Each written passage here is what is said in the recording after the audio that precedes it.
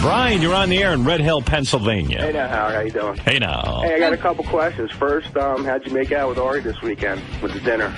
Well, now I can reveal to you my master plan. Happy birthday, Artie. Thank you very much, Rob. As you last heard, I was taking Artie out to dinner on Friday night. So I said to Artie during the week, come over to my apartment at 7:30. And I'll give, so if we can drink and stuff, you'd get a ride with me, and then my driver will drive you home. So he goes, okay. So he shows up at my apartment 7:30. We get in the car, and Beth had a gift for him. Uh-huh. And he opened that at the apartment, or no, he didn't open it up. Did you open it up yet? Yeah, wait, which gift? You that little didn't bag open I gave your you. gift? When you walked in, I gave you a little bag. Oh, right here. Okay, yeah, no, I did open it. That was very nice. Flirting with disaster. Remember Artie said he beats off to flirting with disaster? How weird is this now? Now you can beat off. Did you tell her that I said that, or did I like the movie? No, I told her. I said Artie beat off to... It's so funny how women are, she's like, she gave me a beautiful card, and it says, Artie, Howard told me you enjoyed this movie. So anyway, so we get in the car. DVD, you can pause it and everything. And what Artie did, then Artie and I were talking, and Artie had a family dinner. Yes. The night before with about 27 people or something in his family at the 21 Club. How was that, Artie? It was great. I would recommend anybody who has the wherewithal to do that. It's like this private little room at the 21 Club that goes back to the Prohibition days. It's got a lot of history, and it's the only table in the room.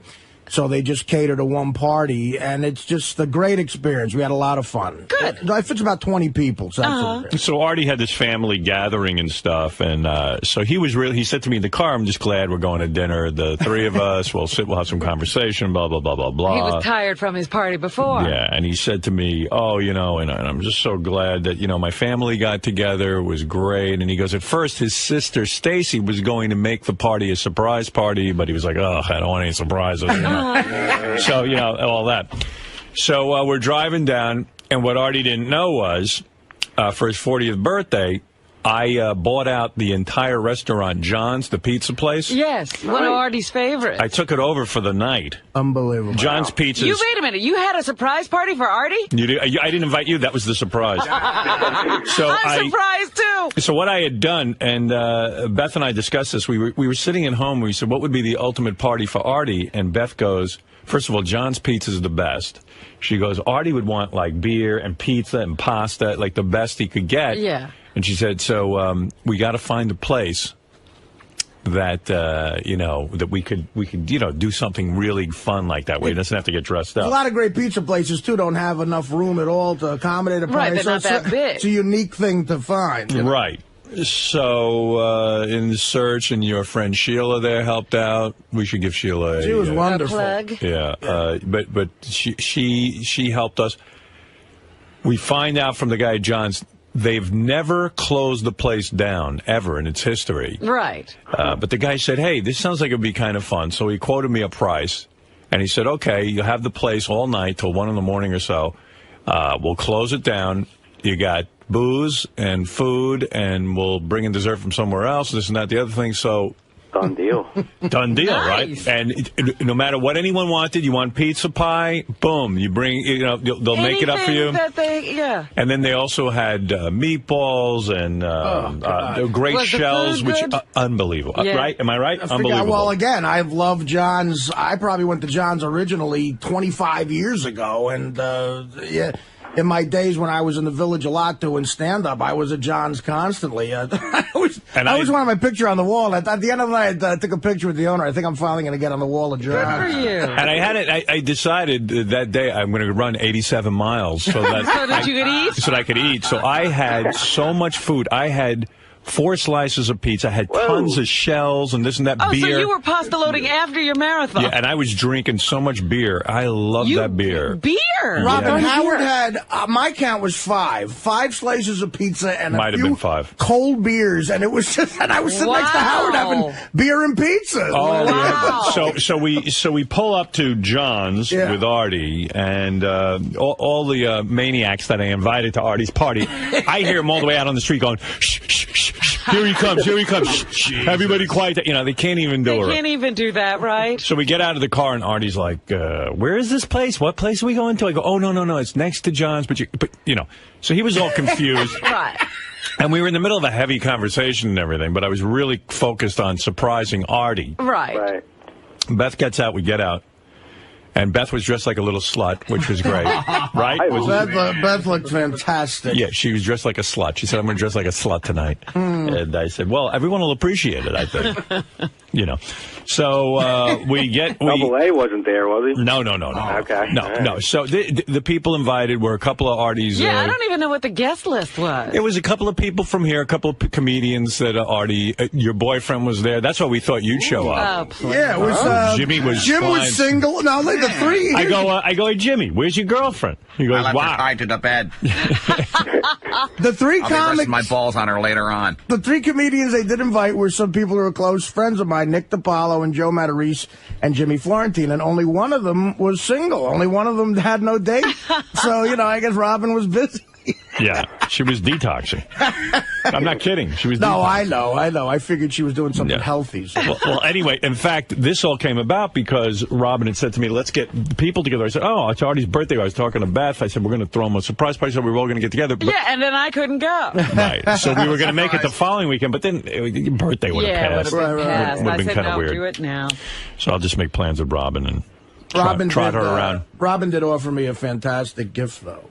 What was that? We're going to go You're going to detox with her? Yeah, that's what I really need. She's going to wrap you up in a blanket? That would be the nice thing to do for my health. But, no, we're going to go see 𝗛𝗄𝗿𝗻 is doing a limited run of A Bronx Tale. That was originally a one-man show that he had. He performed and wrote, so we're going to go check that out, which will be amazing. Yes. It's very thoughtful of you. We'll get together today and match our schedules. But I can't tell you how special this was.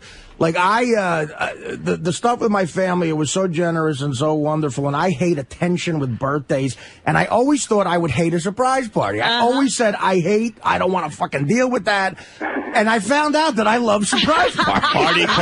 Artie called me next day. He gave me a very nice phone call. And he goes, I found out something about myself. I love surprise parties, and I love getting gifts. You know, I said to somebody, everybody thinks they hate a surprise party, but then they have it, and they appreciate it. Yeah, I couldn't tell if you were happy we were having a surprise party. I didn't know. You know, I was like, I hope he likes this. Oh, you know, because I put on a collared shirt for the restaurant, but I had a T-shirt underneath it. As soon as we walked in, it was like I collared shirt right off. I had the T-shirt. I had pizza dough powder all over it by the end of the night.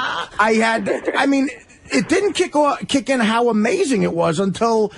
Like, it started to thin out at about 11:30, and we were drunk, and there was some of us left, and the people sitting there go, listen, guys, do you want more pizza? We'll make whatever you want. You got the whole rest. You got the rest for you. Well, everyone had left except for Artie, Benji, Ralph, and DePace wife Pam got there late. So. Yeah. So they're just sitting there. Now, I have the place rented till 1 in the morning. Yeah. So the owner said, if you guys want another round, start all over again. They said, So the whole place, and meanwhile, people on the street are trying to get in. And they can't. And Ronnie and Mike were watching the place. People were really pissed because it's like sort of a New York City landmark, and people they don't even take reservations. No, you walk in. Yeah. So it was great. It was really great fun. It was a good crowd of people. Cool. You know, it's funny too. Robin couldn't make it. Fred, I couldn't make it. Why were you? You know what? No-show? I had a gig. I was in Texas. Oh, okay. Yeah, I had the wrong date. So had you canceled it and had it this weekend, I would have been able to make it. And the other person, no one understands having a gig more than me, Freddie. That's great. Beth called each person, and the other person who wasn't there. So Beth calls up Richard Christie.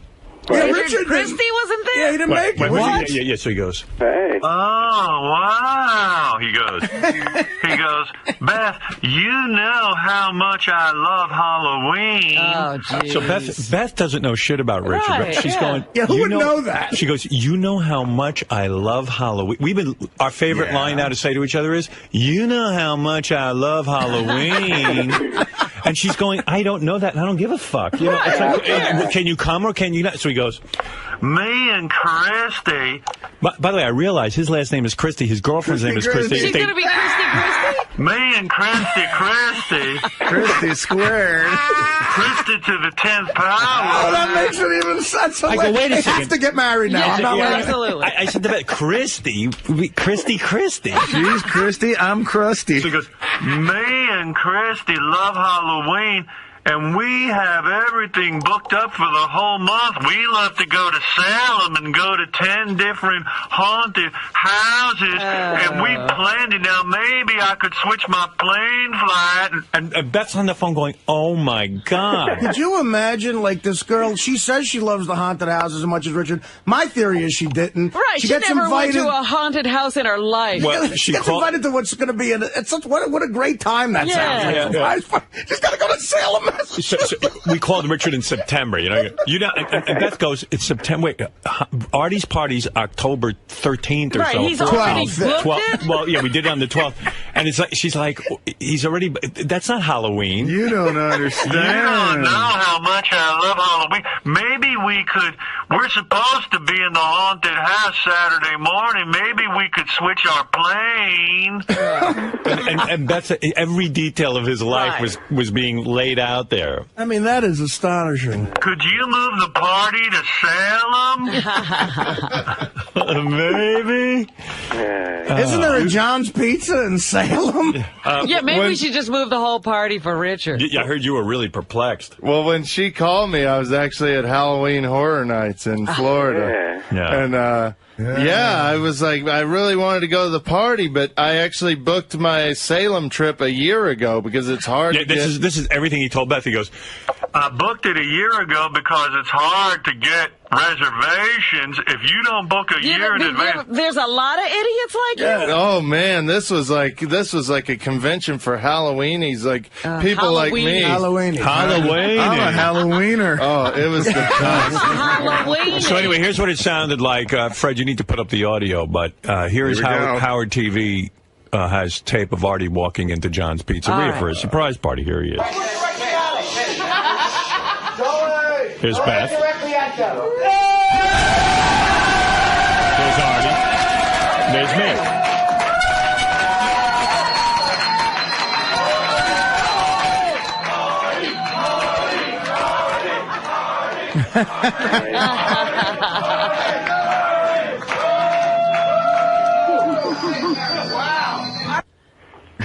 I mean, I was duped. It worked completely, for the record, because you've taken me out to dinner for my birthday before, and you were really surprised, right? Nobody ruined it. Genuinely, when you said people might have ruined it.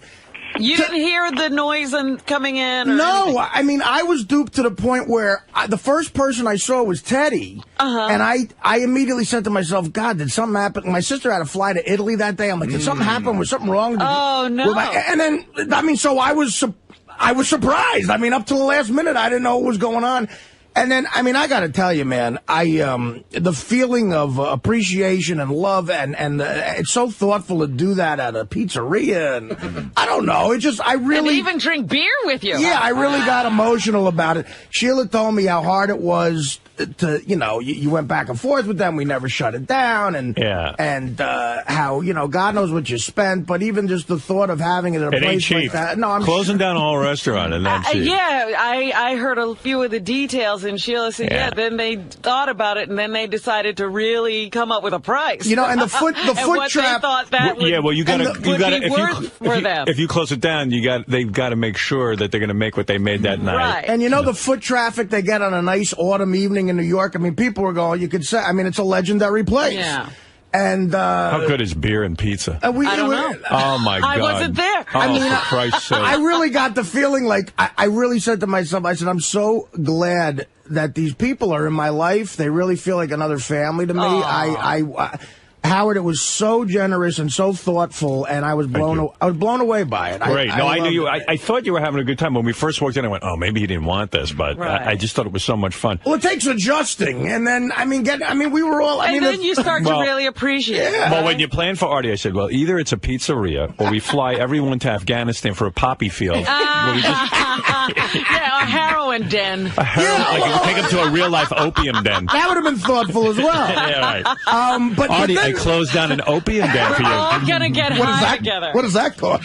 Probably more. But the reality of it said it was me, Howard, Gary, Ross, Tim Sabian, and Ralph. We're all sitting in a little booth, and I'm sitting next to Howard eating pizza and beer, and we were joking, laughing, and it was nothing but fucking fun. And then at 11:30, we're all like a little lit because we were drinking the whole night. And the guy said, hey, dude, what do you want? You want more pizzas? We were like, yeah. They got 4 pizzas out in a heartbeat, hot off the fucking grill. And Artie has willpower too. Like I'm sitting there. What do you mean? I'm sitting there chowing down on multiple different pizzas, vegetable pizzas, all kinds of pizzas are out there. And the guy says, Artie, what's your specialty? What's your favorite pizza? Like, this is so cool. And then Artie goes, well, I like sausage and pepper. Sausage and mushroom. Right. So I'm sitting there eating. And Artie's looking at me and he goes, I go, Artie, get a slice. There's a million slices around. He goes, oh, I'm waiting for my special pie. I go, well, why did you have a piece while you're waiting for... No, I'm waiting for my special pie. And he's waiting. I see him now. He's getting nervous. He's looking around at that guy. I was sweating. I was going through withdrawals. I watch Artie. The pie comes out, and I see the guy took a little step away from Artie. He goes, no, that's my pie. And the pie comes over and slicing. The guy goes, you want me to, Mr. Lange, you want me to leave this pie on your table? No. And Artie's now like, yeah, you know Artie wanted it on the table. He goes, no, put it over there. Other people can share it. You had to share it? Yeah. Oh. I had about 4 of that, the slices of that one. And by the time I got to your booth, though, I had already had a ravioli and meatball plate. Oh. So, and then I went to some garlic knots, and then I probably ate 11 slices throughout the night. Did you? But it was like, it's John's Pizza is smaller pizza. It's more like a bar pie. But I had about 11 slices and probably, I don't know, I had a bunch of pieces of sausage. They had great sausage and pepper. They had meatballs in and out of the gravy, which is very key for anybody who knows how to put a meal together like that. The only person, of course, who was an asshole, I wonder if they have tape of this. I mean, really, I got upset. Beth got real upset. What happened? So the people at John's are being great. The whole place is open to us. Right. I mean, they couldn't have been friendlier. So then at that point, well, guess who do you think the asshole of the night is?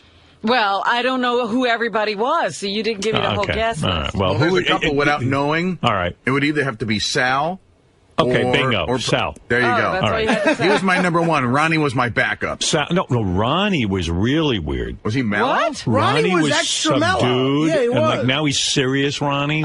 He's got a new personality now he's another bad personality? This one's better than the other one. Here's the deal. Had Richard been there, I think it would have been neck and neck for Sal and Richard, because Richard... Well, Richard it probably would have gotten worse. No, you know what? It was a really embarrassing moment at that party that Robin and I threw for you at the engagement thing. He kind of stood up at one point. He was totally drunk. His gums were like purple. And he was kind of like reeling back and forth. Yeah, it was just really... He does this thing where he can't walk right. Yeah. And I was like, dude, this is a party with your friends and your peers. Like, I know you like to get drunk, but try to behave a little bit one night. So why was Sal the big asshole? Yeah, why? Okay. Sal's wife was there, and stuff.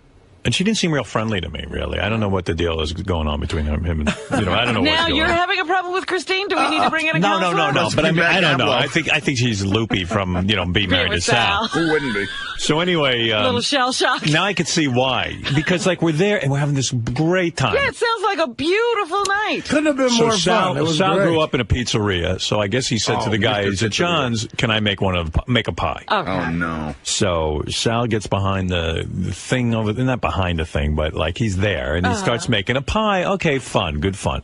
Scott DePace somehow, I wasn't there for the beginning of this, but Scott DePace said, I'll make a pie too. So they had a pie making contest. And I suppose Scott got his expertise at Showtime? Don't know. Right. I don't know. I didn't see Scott's pizza. I just walked in, and Sal was putting his pizza in the oven, and his hands were full of sauce. He takes his hands and smears them all over Scott DePace's face. Like tons of sauce. And DePace gets pissed off, and of course takes his hands and rubs them on Sal. So he returns the favor. And what, like, all of a sudden Beth says to me, you know what? These people are so lovely at John's. They're being kind and letting them make up. They've never done this before. Right. She goes, I go, guys, stop it now. I said, Sal, it wasn't really Scott. It was Sal. I go, Sal, enough. I don't want this now. This is a restaurant. It's not your fucking home. Wow. Oh, God. How come you can't have a good time if Sal is around? Show the clip of that.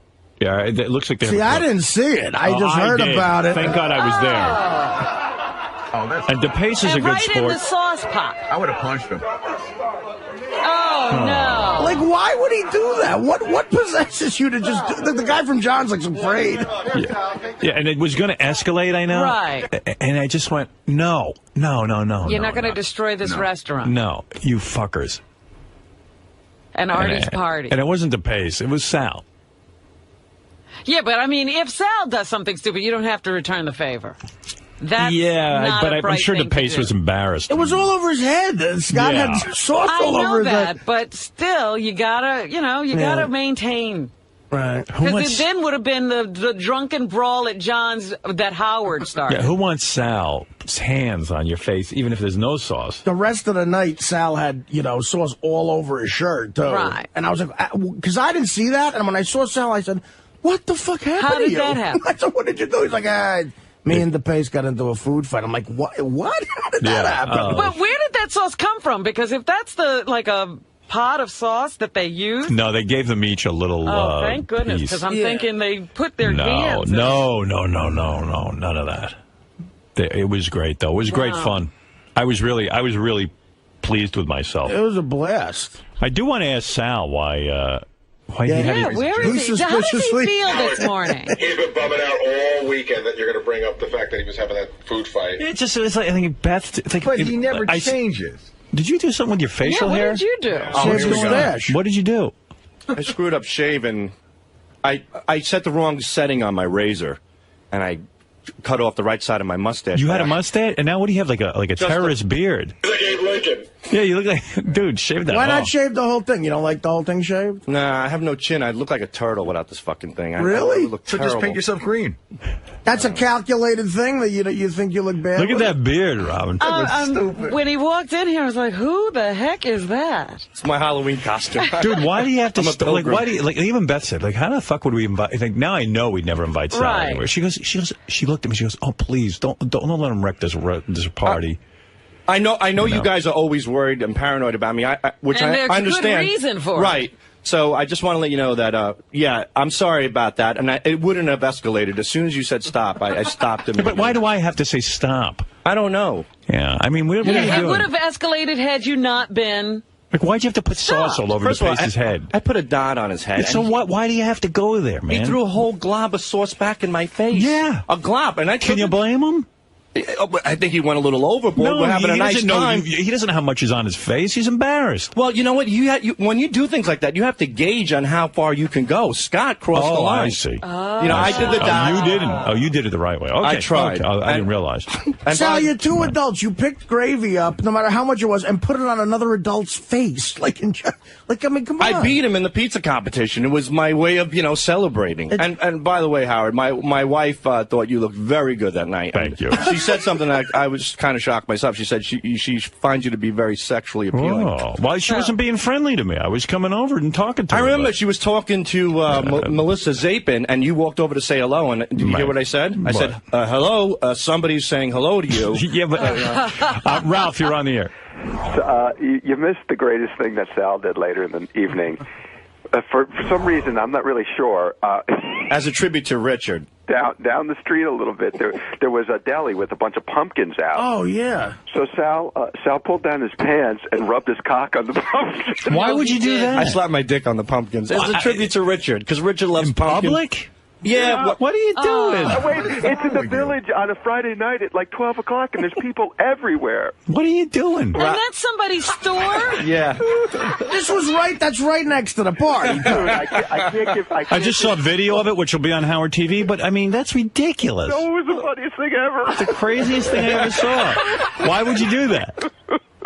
because I'm an idiot. I'm an asshole. I really am. I have assholeitis. Is it when you're drinking you lose impulse control? I wasn't even drinking. If I drank, I would have taken a shit on those pumpkins. Sal turns to me and goes, "Should I do it?" It's too much. You know. Dominic Barbara, what do you want? You know, what really interests me was, of course, it was a pizzeria, which where he loses it.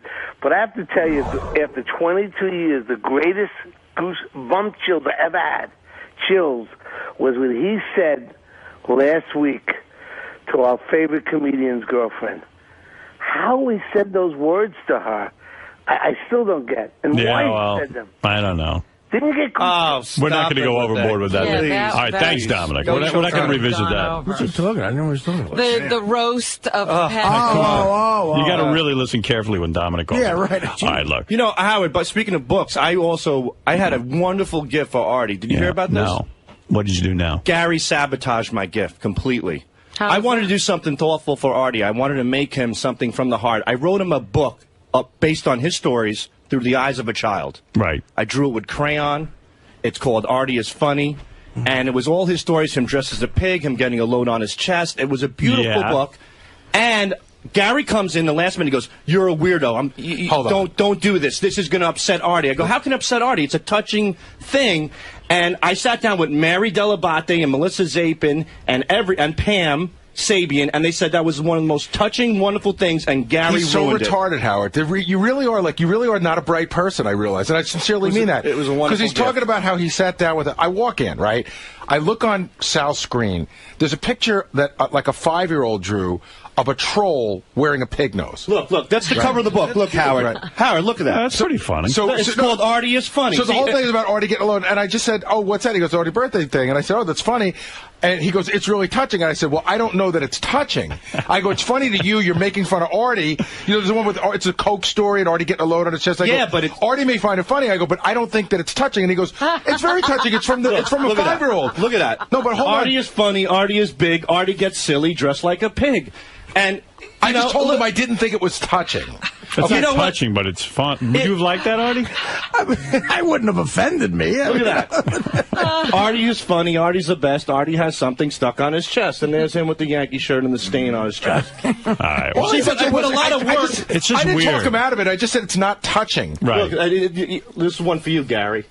What? Artie loves sports. Artie loves bets. He cheers for the Yankees and boos at the Mets. Who cares? I know it's dumb. What's he going to do with this? But Sal, what's he going to do with it? Don't misdirect the fact that you were an asshole on Friday night. Don't fucking throw it on me. I'm not misdirecting it. By the way, you're just so fucking out of the mix. I mean, I can't have you to any party. I don't blame you. I wouldn't invite you. No. For a little sauce. Dude, come on. I rent out a restaurant for Artie and everything, so you got to make it about you? No, first of all, On Demand asked us to have a pizza competition. I didn't ask to do that. What is this note? Ask Sal to read the poem he was going to read to Artie. That is the poem. I turned it into into a poem because Gary sabotaged it. And it was my mistake because Gary's not a creative Gary did you a big favor. Then Sal goes home and tells his wife, and his wife goes, "Gary's absolutely right. That's not touching." I didn't tell him not to give it to Artie. I just said... But what would Artie do with that? Right, I mean, really? Like, who wants it? He's a grown man. What is he going to do with that? What do you think, Artie? Well, listen, the fact that you put time into a birthday gift would have been, nice, and I would have said thank you. It wouldn't have offended me. But ultimately, what am I, were you gonna read it, or are you gonna throw it on the trash heap? I mean, I wouldn't have thrown it out for, a little while out of tribute. I mean, it's just it was nice that if someone spends your time dad on you're a making gift, a card for. It's very creative. It's Artie's edgy stories through the eyes of a 4-year-old child.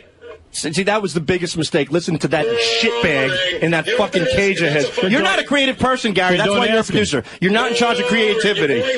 Yeah. This has come from the same guy who fucking... Go fuck yourself, you fat-lipped dick. Well, then why would you listen to him, Sal? You should have just given it to me. By the way, fucking sheep. I shouldn't have listened to this asshole. His own wife was telling him that he sabotaged. Like, why'd you do that, Gary? He called me a weirdo. 7 cents or 9 cents, you cheap fuck. What's that? Just spend a fucking nickel on Artie. He's been good to you. Spend a nickel. I put my time into it. I put my heart into it. That was the whole point. Because you're retarded that your time is worthless. What did you give him, you ass licker? Artie Artie, would you like to tell him? He actually gave me my favorite gift of the night, besides the party. A new iPod that I desperately needed, completely filled. iPod, iSmart, they're a dime a dozen. You can walk into any fucking place and get one. So unoriginal, so uncreative, typical And for Gary. the record, Sal and his wife got me a T-shirt that said "Emotional Friend" on it, which I thought was funny, and he got me a $100 gift certificate to a bookstore. So he did spend money. Everybody was very nice. And someone was telling me that Scott the engineer was grabbing anyone he could while he was eating to talk about his hernia operation. Oh, really? He was there. See, I still don't have a full list, a full picture of who was there. Oh, yeah, Scott was there. The story is that he sat down with Jim, who works here, Jim's girlfriend, and she was eating, and he was started to talk about his operation, and somehow I heard the word bowels were involved. Oh, boy. She's eating, and he's talking about his bowels? Bon appetit. Well, actually, my bowel. While you eat your pizza and ravioli, let me tell you about my bowels. Yeah. First of all, you have to understand what a hernia is and to what extent they invade the body to fix it. At first, they thought it was a small hernia. Then they realized my small intestine fell down into my right testicle. Do you have any idea how long the human intestine is? I'm sorry, did you just throw up? Fascinating. Yeah, someone told me about that at the party, and I finally saw the girl later in the night, and apparently she was very open about how grossed out she was. Really? Yeah. How many people would you say were there? Oh, 72, I think the count was. The big party. Yeah. I mean, yeah, it's not a huge room, so it was, it looked like a very happening scene. Yeah. And I had some, the folks from the news department and some of the people from here and some artists. Yeah, I heard that the news department wasn't forgotten this time. Yeah, in fact, I had Ralph Howard there, the voice of Howard 100 News, an unsung hero.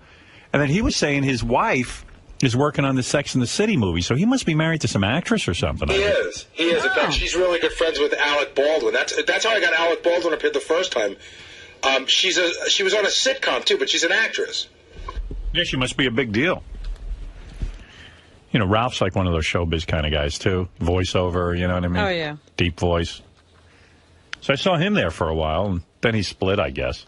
I just saw a movie on cable TV that he's featured in. His voice is featured in The Paper with Michael Keaton. Yeah. The entire opening of the film is Ralph Howard. Yeah.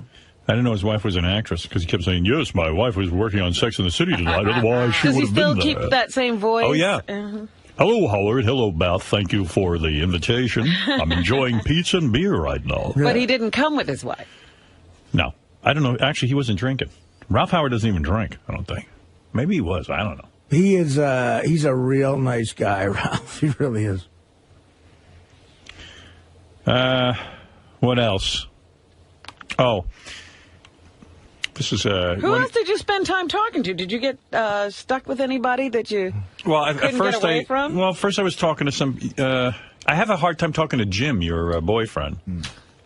Jim Florentine? Yeah, because I don't know. We saw each other. We looked at each other. And we didn't have much to say. But it's hard. You know, the room is noisy. There's a lot going on. Right. And I just wanted to eat. When I ran into Jim, I just wanted to eat. You know how when you're hungry, you just want to eat? You don't want to talk to anyone? You always save yourself at the party, so you're starving. I made a beeline right over to the ravioli and everything. Yeah, well, so did I. Because, you know, I needed a little something to hold me off. Well, whenever it's going to be, you know, you guys go to dinner at these nice places, I tried to save myself. So you had a good hunger going, too. When I was ravenous. So they didn't wait to put the food out. The food came out right away? Oh, it was out. By the time we got there, it was out. All right. And I just asked for a custom pizza, which didn't take that long. Yes, Ralph. I just heard the funniest thing. I had no idea Scott was there. I was there from the beginning to the last one to leave, and I didn't even see Scott. What the fuck is Scott? This is why he doesn't get invited anywhere. People don't notice him. Scott, I swear to God, I didn't even know he was there. Hello. Loser. Hello. What did he do all night? I don't know. He walked around. He talked. The eeriest guy was Ronnie, the limo driver. What you started to allude to that earlier. You said Ronnie was really weird. Ronnie's like. How do you explain Ronnie's new personality, Scott? Ronnie doesn't talk to anybody anymore. Yeah, like he's all angry and doesn't because of what you talk. just did to me. Because Jim McClure and his girlfriend were sitting there, and Jim McClure was telling me he had a similar operation, and he was asking about my operation. It wasn't. I didn't volunteer the information. What is that about the bowel, or what your information? fucking intestines fall out of your abdomen into your balls. That's what happens. That's basically what happens. Fell out of my abdomen and into my balls. Careful, if you happen to punch your balls, all I said. It wasn't there gross. might be a perforation in your small intestine, and your testicle fills with shit. Someone told me. Am I making you nauseous yet? Ralph, call back if you want. Fuck Ralph. Someone said since your operation, now your penis looks like high-pitched Eric's, like there's no penis there? Now, how would they know that? No, I said... What happened? It retracts. It goes in like a turtle's head. It goes in all the way. You have no cock. Well, you don't show at all? In certain positions, when I sit down or something. You mean your penis retracted? Yeah, all the way. And I asked the doctor. I was at the doctor the other day. I said, but what my the hell's going vagina on is here? fine. He goes, don't worry. It's fluid. It's swelling. It's muscle. It'll get better. Oh, it's going to go down. Is there anything good in your life? No. No. Believe me, there is nothing good right now. And Ronnie, what is your new personality? I mean, like, you're like... What? I didn't bother anybody. No, I know, but everyone just says you're like so angry lately. I wasn't angry. I was talking to. I was sitting with Pharrell the whole night and talking to him. I don't know. Everyone What's just wrong says with that? You're acting really strange. Because I wasn't a drunken idiot and didn't make an ass out of myself. Now I'm no good for that. I had no problem with it, but there is something weird going on with you. I mean, I let JD take my place. Do you not want to talk to anybody else? You don't circulate anymore? What are you talking about? You said you spent the whole night with Pharrell. I was sitting with Pharrell and Scott. Yeah, what's wrong with that? But you don't move around. We called into Pharrell's show and we busted ass over there while we were sitting there at the table. Pharrell wanted us to call in. We called in. All right. You don't go over and talk to Artie? I talked to Artie. What are you talking about? Right. You weren't there. I wasn't talking to you. Yeah, you didn't even show up. Yeah, you didn't even show up. What were you getting your ass cleaned? I'm just thinking I'm just thinking poor Pharrell. What a horrible What do you mean, poor Pharrell? He's stuck with Ronnie and Artie. Did you notice how I stayed away? Howard, did you notice how I stayed away from you and I stayed away from Artie? Yeah, so did I. I figured, you know. I said hi to you, Scott. I said hi, and that was it. I just kept my distance. Why would you keep your distance from me? I talked to Artie. Anything that I say obviously comes up like this. Right. No, I don't. So. Well, that's great. And fucking Ralph, I said hello to. I don't know what his problem is. Nobody remembers you. I was there. Obviously, McClure and his girlfriend remember me. Ronnie the remembers girlfriend me. hasn't stopped talking about it. Well, very good. All right. That's very nice. Yeah, fuck everyone. Hey, Ralph, I didn't mean to hang up on you, but I did. Yeah, well, I'm sure people appreciated that. Yeah, I try to keep you in small doses.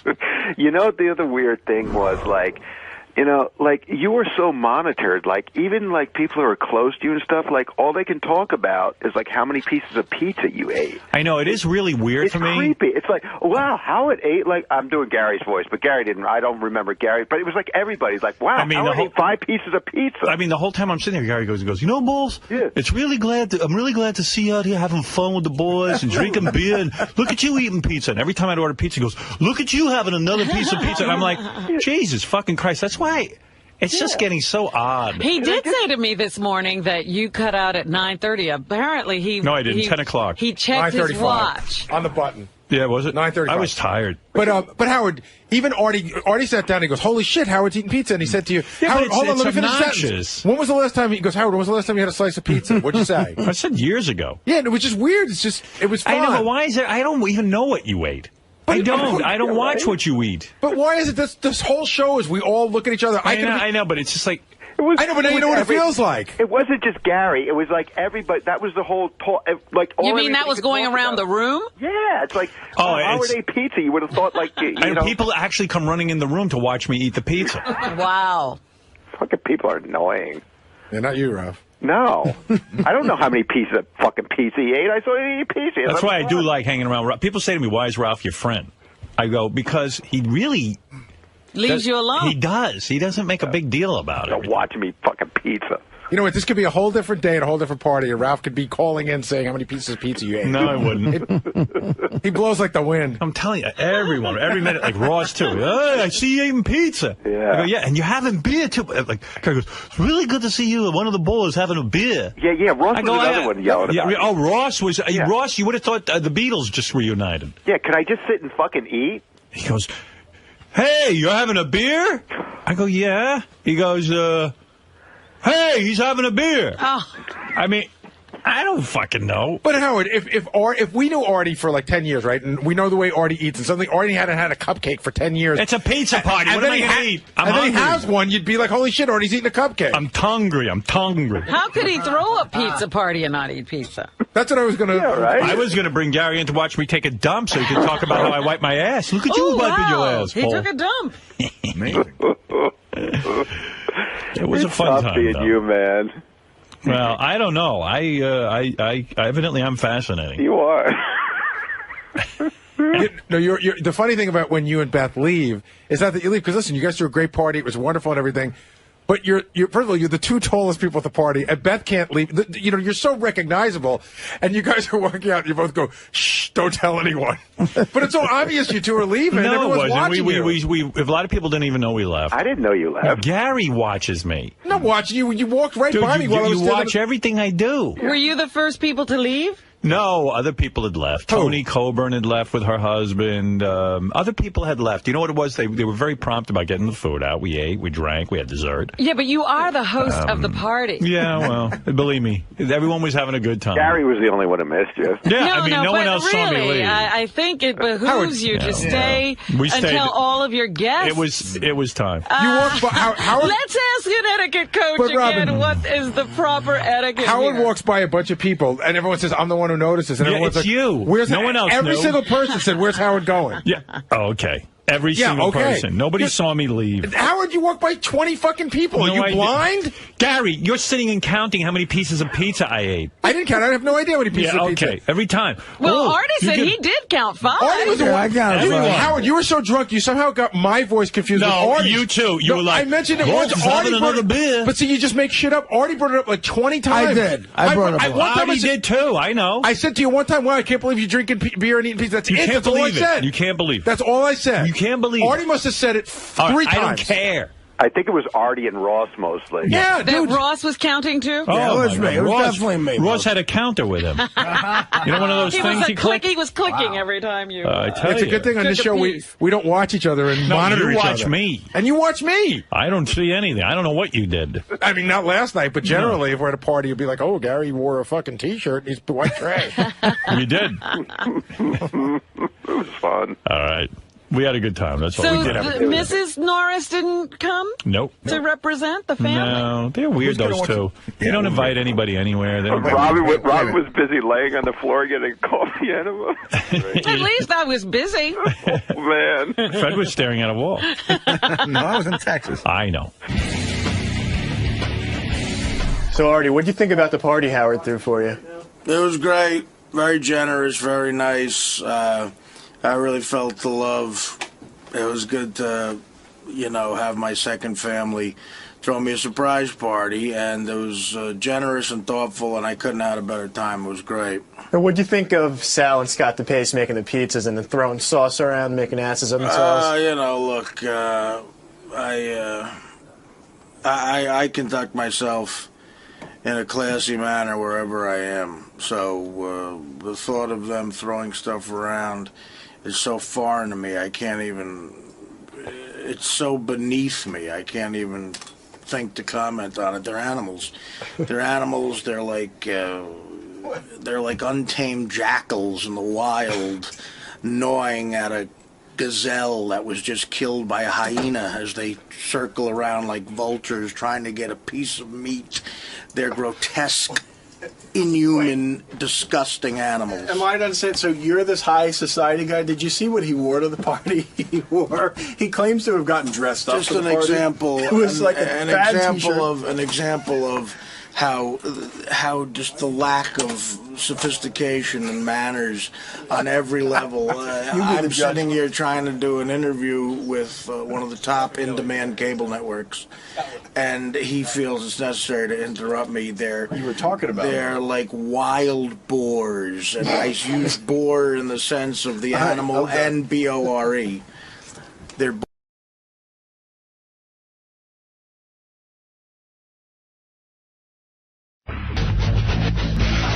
Hey.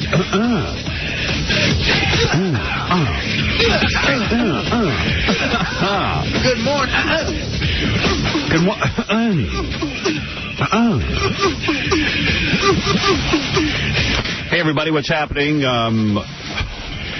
It's going to be a wild show today. Beetlejuice is coming in with a big announcement. There's such an air of secrecy around the announcement that even I don't know. Right. Hey, now. What do you think the announcement is, Artie? I think maybe that he's dating Tara Reid. I think he's going to be Arnold Schwarzenegger's lieutenant governor.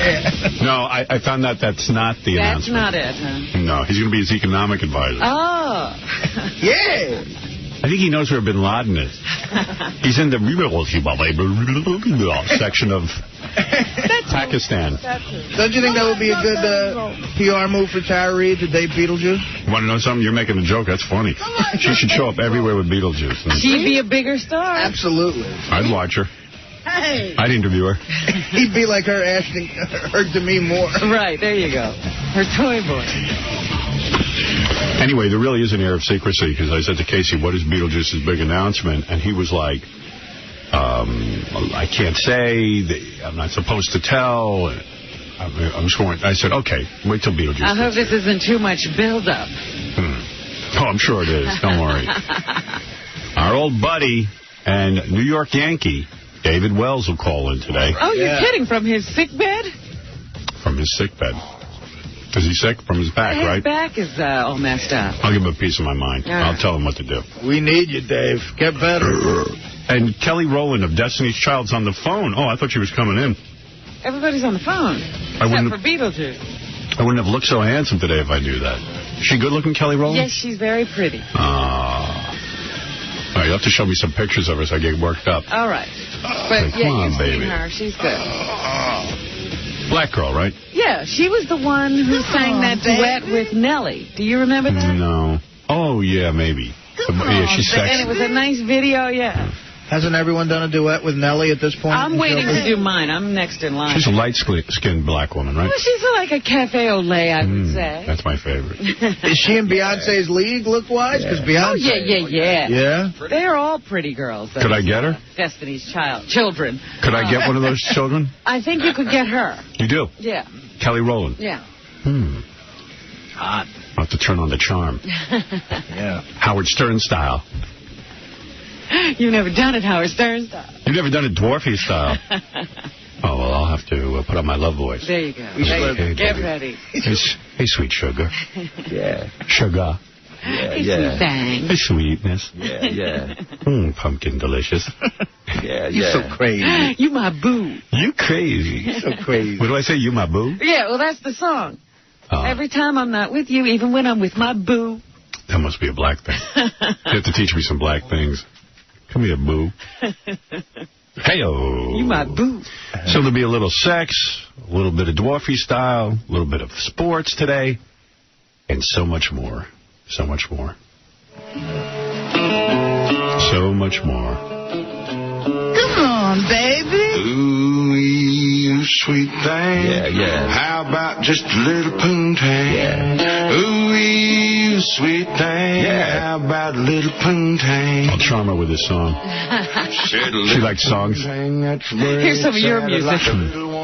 Mine's a big. Hey, I recorded the song for you, honey. Ooh, you sweet thing. How about a little poontang? All right, we're going to be back right after these words.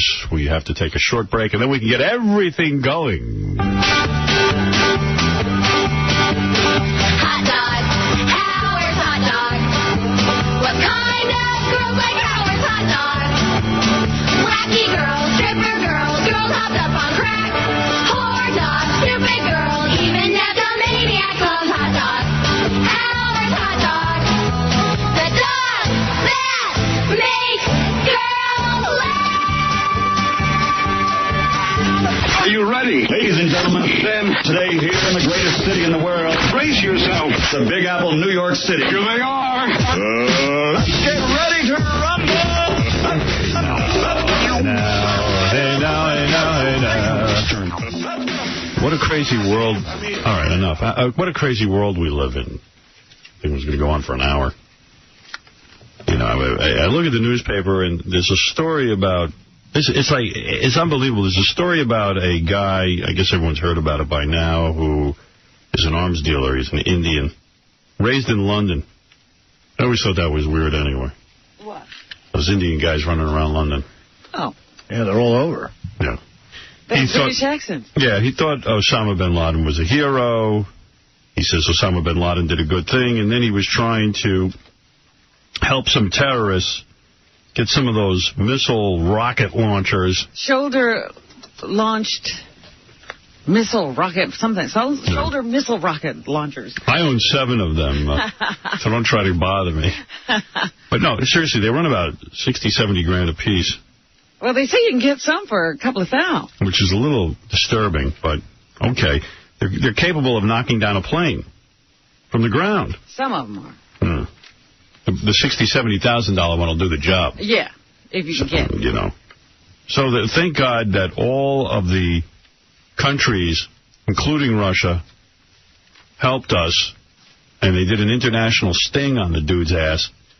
And now he's going to be behind bars. I hate that he's going to be behind bars. I wish we would kill him today. I was going to say to you, it says he could get up to 25 years. I said, there's something wrong with that. That seems a light sentence. That encourages... How is it that he'll get 25 years? How about the death sentence? The guy was trying to facilitate another 9/11. Whoa.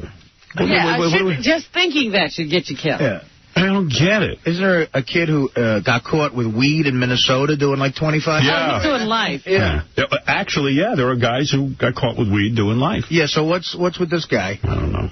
But it's just really upsetting. And then you turn to the newspaper, and I actually knew about this story. My daughter has a friend of a friend of a friend, you know, that kind of thing, who she was telling me about this yesterday. There's 3 teenagers on Long Island. They were camp counselors up in the Adirondacks, and I guess they were there for the day to enjoy the beautiful views of the river or whatever it is. Yeah, just to hang out. Yeah, and you know the story, I guess. I guess you read it. These 3 kids were so brave. They're from Woodmere, I think, and they were on their day off, and a guy fell into the river. One of the other camp counselors. I guess 4 of them were up there altogether, but 3... There were more. There was like 20 of them, but one of them just fell in, and there was like a vortex, which is weird, like a spinning... Well, you know, those currents, they get all wrapped up there. And one of the old-timers here said, anybody who falls into one of these currents on this particular river would die. There's no matter how good a swimmer you are. No getting you out. So this kid fell into the river, and these 3 kids from Long Island jumped into the river to help save the guy, and of course died because... All of them died, yeah. And they were all experienced swimmers. 2 of them were on the swim team. Yeah. But they were real brave guys. Wow. Real brave kids. Yeah, they were thinking nothing of themselves. They were trying to help another guy, and all of them died. So on the one hand, we have the stench of humanity, which is this British Indian dude who wants to just wipe out more people because he's so goddamn angry and thinks Osama bin Laden's a hero. And then you have 3 real heroes, 18-year-old boys who were just beginning their lives, who looked like they had a lot of promise, got into some good colleges. Yeah, it's a real shame. The real heroes drowned trying to save a guy, and drowned saving him, trying to save him. He couldn't save him. All 4 died. So that's that. Yeah. That's Jordan, Satan, Jonah, Richmond, and Adam Cohen. Yeah, they all grew up together as well. Yeah. That's sad, man, you know. Imagine that's your kid. Well, that's a whole community that's affected. Yeah. I'll tell you, when you have 3 kids together like that, the chances that one of them would be that brave is weird. But all 3 of them doing something like that is really amazing. You know? My daughter didn't even know these kids, but knew of them through a friend who's a counselor up there. And she was just devastated. I mean, it's really upsetting. But the guy who wanted to destroy America will get 20 years. It's unbelievable. Yeah, he'll live. Yeah. He'll live in prison, but he'll live. And I don't know, he'll probably wheel and deal in prison. The thing I don't understand is the Jewish guy who was helping to launder the money. And what's up with that? An Israeli dude. Israelis are weird dudes, you know. I mean, they're not like regular Jews here in this country. They're up to a whole nother thing. But this was a guy who was on 47th Street. Oh, is that what it is? Yeah. Oh, I didn't even know anything about him. Oh, yeah. I don't know. What's his deal? They're thinking he didn't know what he was laundering money for. Oh. Which is very scary. Because now a Jew would be helping guys who want to blow up Jews. Yeah. Well, It doesn't do much for the stereotype. You know what I mean? I know. With the money and everything. Well. Sad. That'll bring out another wave of anti-Semitism. Hey, well, what are you going to do? Every American loves money. There you go. Absolutely. Right. So, but you got to, work on who you're working with there. Yeah, be a little careful. Scary. You can't just launder money willy-nilly. Right. That is scary that a guy wouldn't know that. Willy-nilly. Christ's sake. So you know how Captain Jenks makes all his phony phone calls to the different television stations and mentions our name. I guess other radio stations now are doing it, but I got to admit... They've gotten themselves Captain Jenkses? Yeah. The radio station we're supposed to be on in Atlanta, but Mel doesn't want to put us on there, has guys called the regular guys. They're disc jockeys who are basically Howard, Robin, and Artie and Fred, and even Benji. You know what I mean? It's right. Like, it's a group of guys. Yeah. It's a group of guys doing our act, essentially. So, but that's neither here nor there. I've actually never heard them. Maybe they're doing their own thing. I don't know, but they did a good thing. They had I don't know if they had a guy do it or someone did it in their name, but Fox and Friends thought they were getting a call from Arnold Schwarzenegger. Uh-huh. But it was a crank call, but it was pretty good. All right, let me hear this. Yeah, here we go. All righty, we are back. That sounds familiar. I'll be back. He is, as a matter of fact. We talked to Arnold Schwarzenegger last week, and he has just called us up. He's in New York here, as we told you, doing a little strategizing, and was watching the show and decided to weigh in. Good morning. How are you? We're doing really well. Now, what are you doing here? Well, yesterday I was around the different schools talking about, of course, Prop 49, which is in California, which is the program that I started for before and after school programs for children. I think it's important that we take care of our children, not cut the programs of our children, and that's what I was out there in Force talking about that. Hey, Arnold, there's a brand new poll out from KABC Television back in your homeland of California. It says that 66% of those who would most likely vote back the recall, and you have a 34-point lead over the next guy. How's that make you feel at this point? Well, it's incredible. I mean, I tell you, I came to this country, I wanted to be in America because I wanted to realize my dreams. And first of all, I was a bodybuilder. Many of you know that I was a 7-time Mr. Olympia. And then, of course, I had a great movie career. And in all this time, the fans have always supported me. And now it is different. Now in politics, it is amazing to see that everybody's coming out to support me.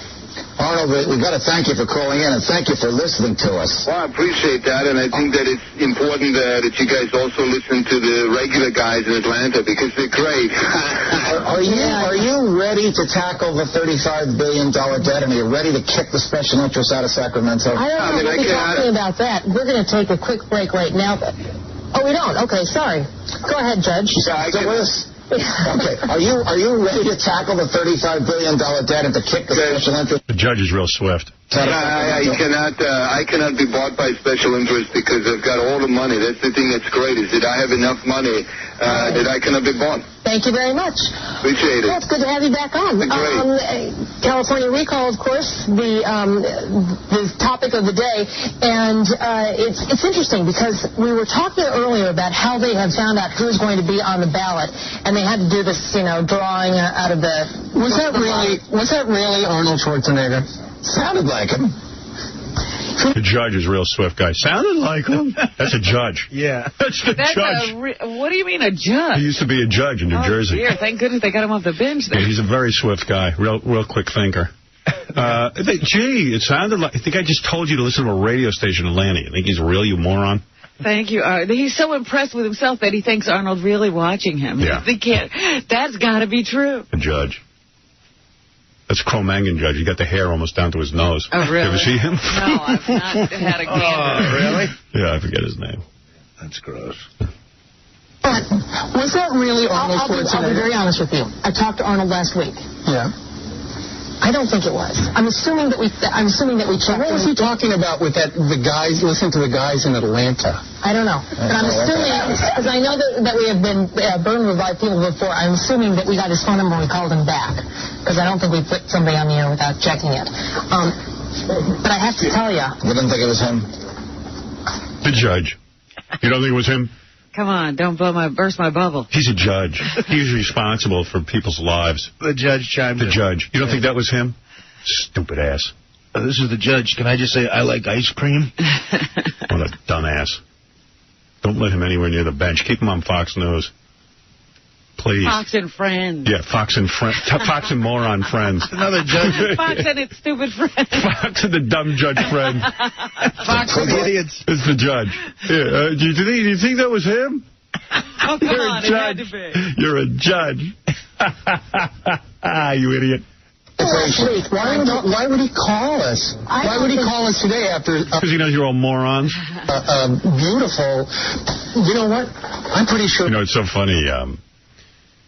Jason was asking Gary back in the office, have you guys ever been scammed? And Gary goes, yeah, once or twice, people get through, and not a lot. So Jason goes, well, what do you do to avoid that? He said, well, we have a series of questions that we ask people, then we have a series of callbacks that we make, and he goes, you know what? You're the Howard Stern show. That's Fox News, and they don't do that. Right. We have a system, and Fox News doesn't. Yeah, listen, they're like, I think we called him. Oh, we didn't call him back. We just got... punked. It didn't sound like... We got punked. It didn't sound... No. All right, life goes on. Matt, we got the phone number and called back, didn't we? No. We got too overexcited and we checked the phone number and we didn't call them back. Wait a minute. Hey, I tell you. No. Just because you called AAA Tell Fox. Oh, I understand. John Wayne is now calling. How are you? You are just... Oh, wait. Sinatra first. Okay. Well, this time we're going to go right out. The judge still thinks it was Arnold Schwarzenegger. Yeah, he's holding to that belief. Sounded like him to me. Was that him? Convict him. Hang him high. Guilty. Another brilliant guy. Very scary, man, that guy was a judge. Makes you wonder who else is on the bench. Judge Napolitano, that's his name. Very scary that guy was on the bench. Frightening, actually. Very hungry to be on TV. TV judges are a whole nother breed. Right. Put me on TV, please, please, please, please, please, please, please, please, please. And if they're asking that, maybe they should be allowed on TV and let off the bench. Yeah. Any judge who starts, calling court TV, quickly get him on TV. Please. That should be a Judge Ito should be on TV, not sitting behind a real bench. Right. He should be in the People's Court, not in the Court of California. I want to thank Fox News for taking that moron Judge Napolitano and putting him on Fox News because it's beautiful. Yeah, people's lives were in his hands. Yeah, better he be on TV analyzing. Being pranked by the regular guys.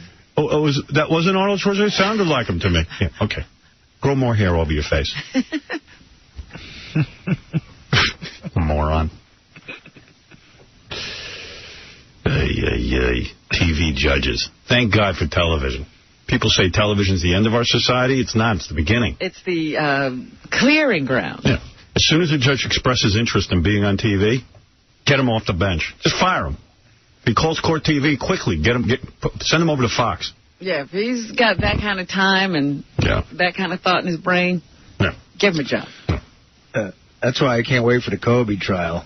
I knew that guy was slow. Whenever I see a guy with a hairline like that, I know there's something wrong with him. Yeah. The hair is almost down to his nose. Hitler used to say those things. Yeah, that's not a smart look. Looks like an Eddie Munster, this guy. You ever see this guy? He looks like Eddie Munster. I have seen him once or twice. He's got the Eddie Munster Widow's Peak. Genius. Brilliant guy. Brilliant jurist. The bench lost him to television. Based on that phone call, go back and look at every one of his decisions and overturn them. Let everyone out of prison that he put away. Any judge that gets hired by TV, let's review all those cases. Yeah. Any judge that's been on television. Absolutely. Because they're dangerous. Trust me. They just want to be famous. And that's where trouble begins. No judge should be allowed to go back to being a judge after he's been on TV. Bottom line. Yeah, that job should be closed. And check their backgrounds, too. See what they're up to.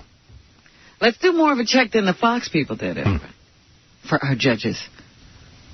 Find out if they're straight, find out if they're gay, because when they rule on those kinds of things, you want to know exactly where they stand. Yeah, they ask the jury more questions than you get to ask the judge. Yeah, the judges don't get asked anything.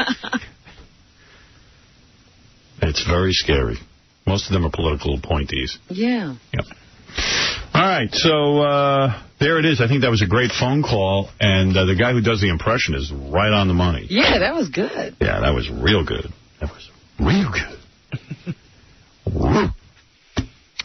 What else? Coming soon, David Spade's going to be in here. He's got a new movie coming out. William Shatner, Star Trek. Today's show, Beetlejuice, has some big announcement that he will not tell me what it is. It's that big. He has to keep it under wraps. Hey!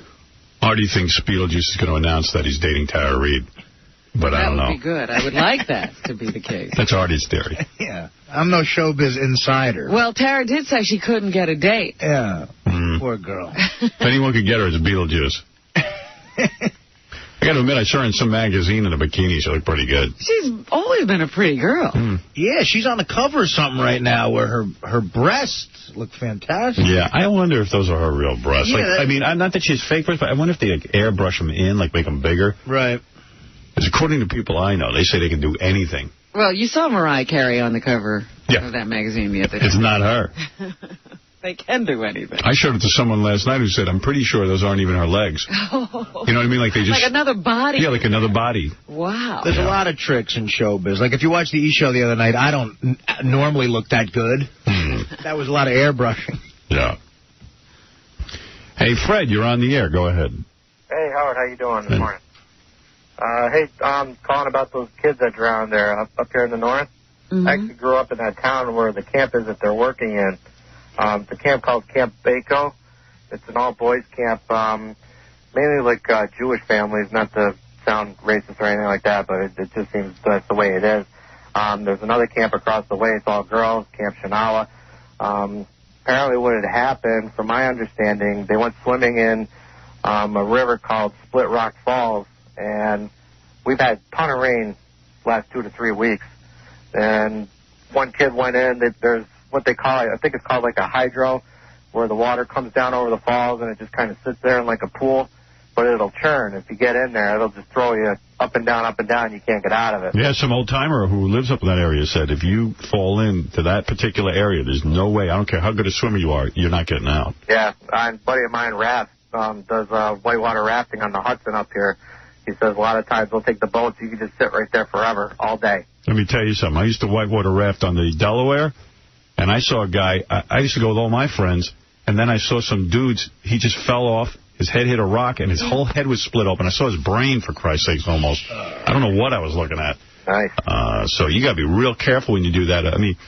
yeah, I've never understood that rafting either, because there are rocks out there. Well, listen, unless you're experienced and a super athlete like myself, you really shouldn't be tackling those kind of... For you, it's not a danger. Yeah, I am a skilled raftist, is what we're Regular called. people should not be trying. Yeah, I mean, I'm in a superb condition, and I understand how to...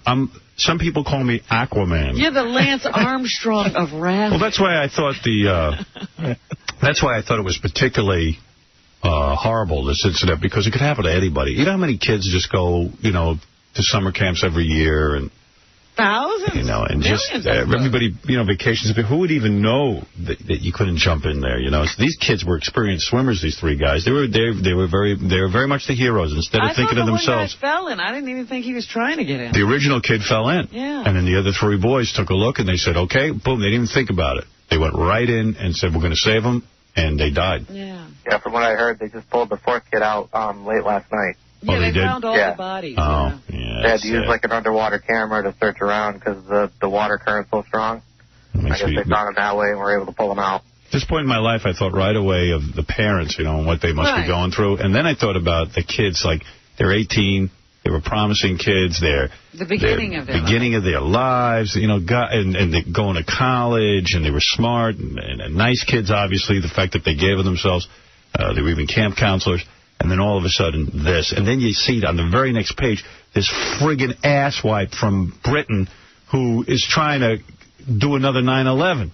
I mean, it's sickening. And he's such a coward. He can't do the 9/11, but he can get you the weapons for it. Yeah, because Osama bin Laden's his hero. Other people can blow themselves up and die. He'll just be funneling the weapons to them. What a dickwad. And then he's only going to get 20 years.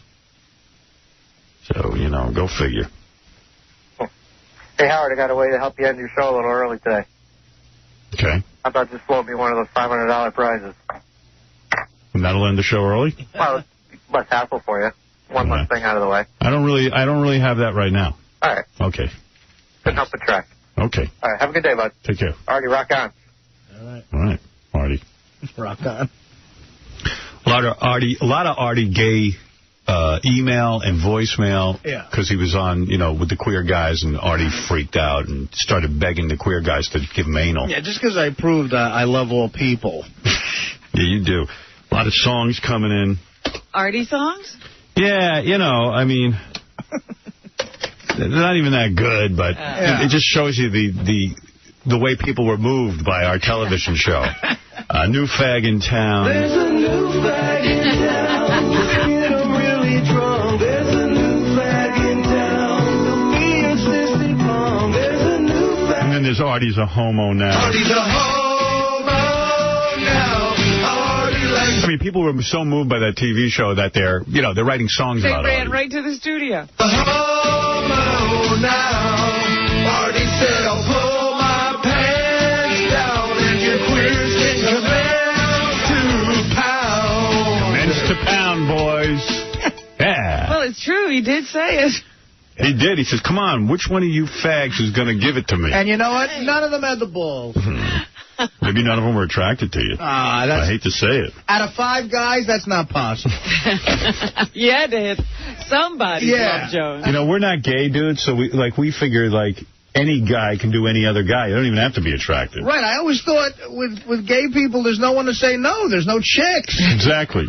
Hey, this is a great item, and, as much as I talk about what's in the news some days, this one caught my attention. I'm fascinated by this. This, more than anything, comes out of the Daily News. It's one sentence.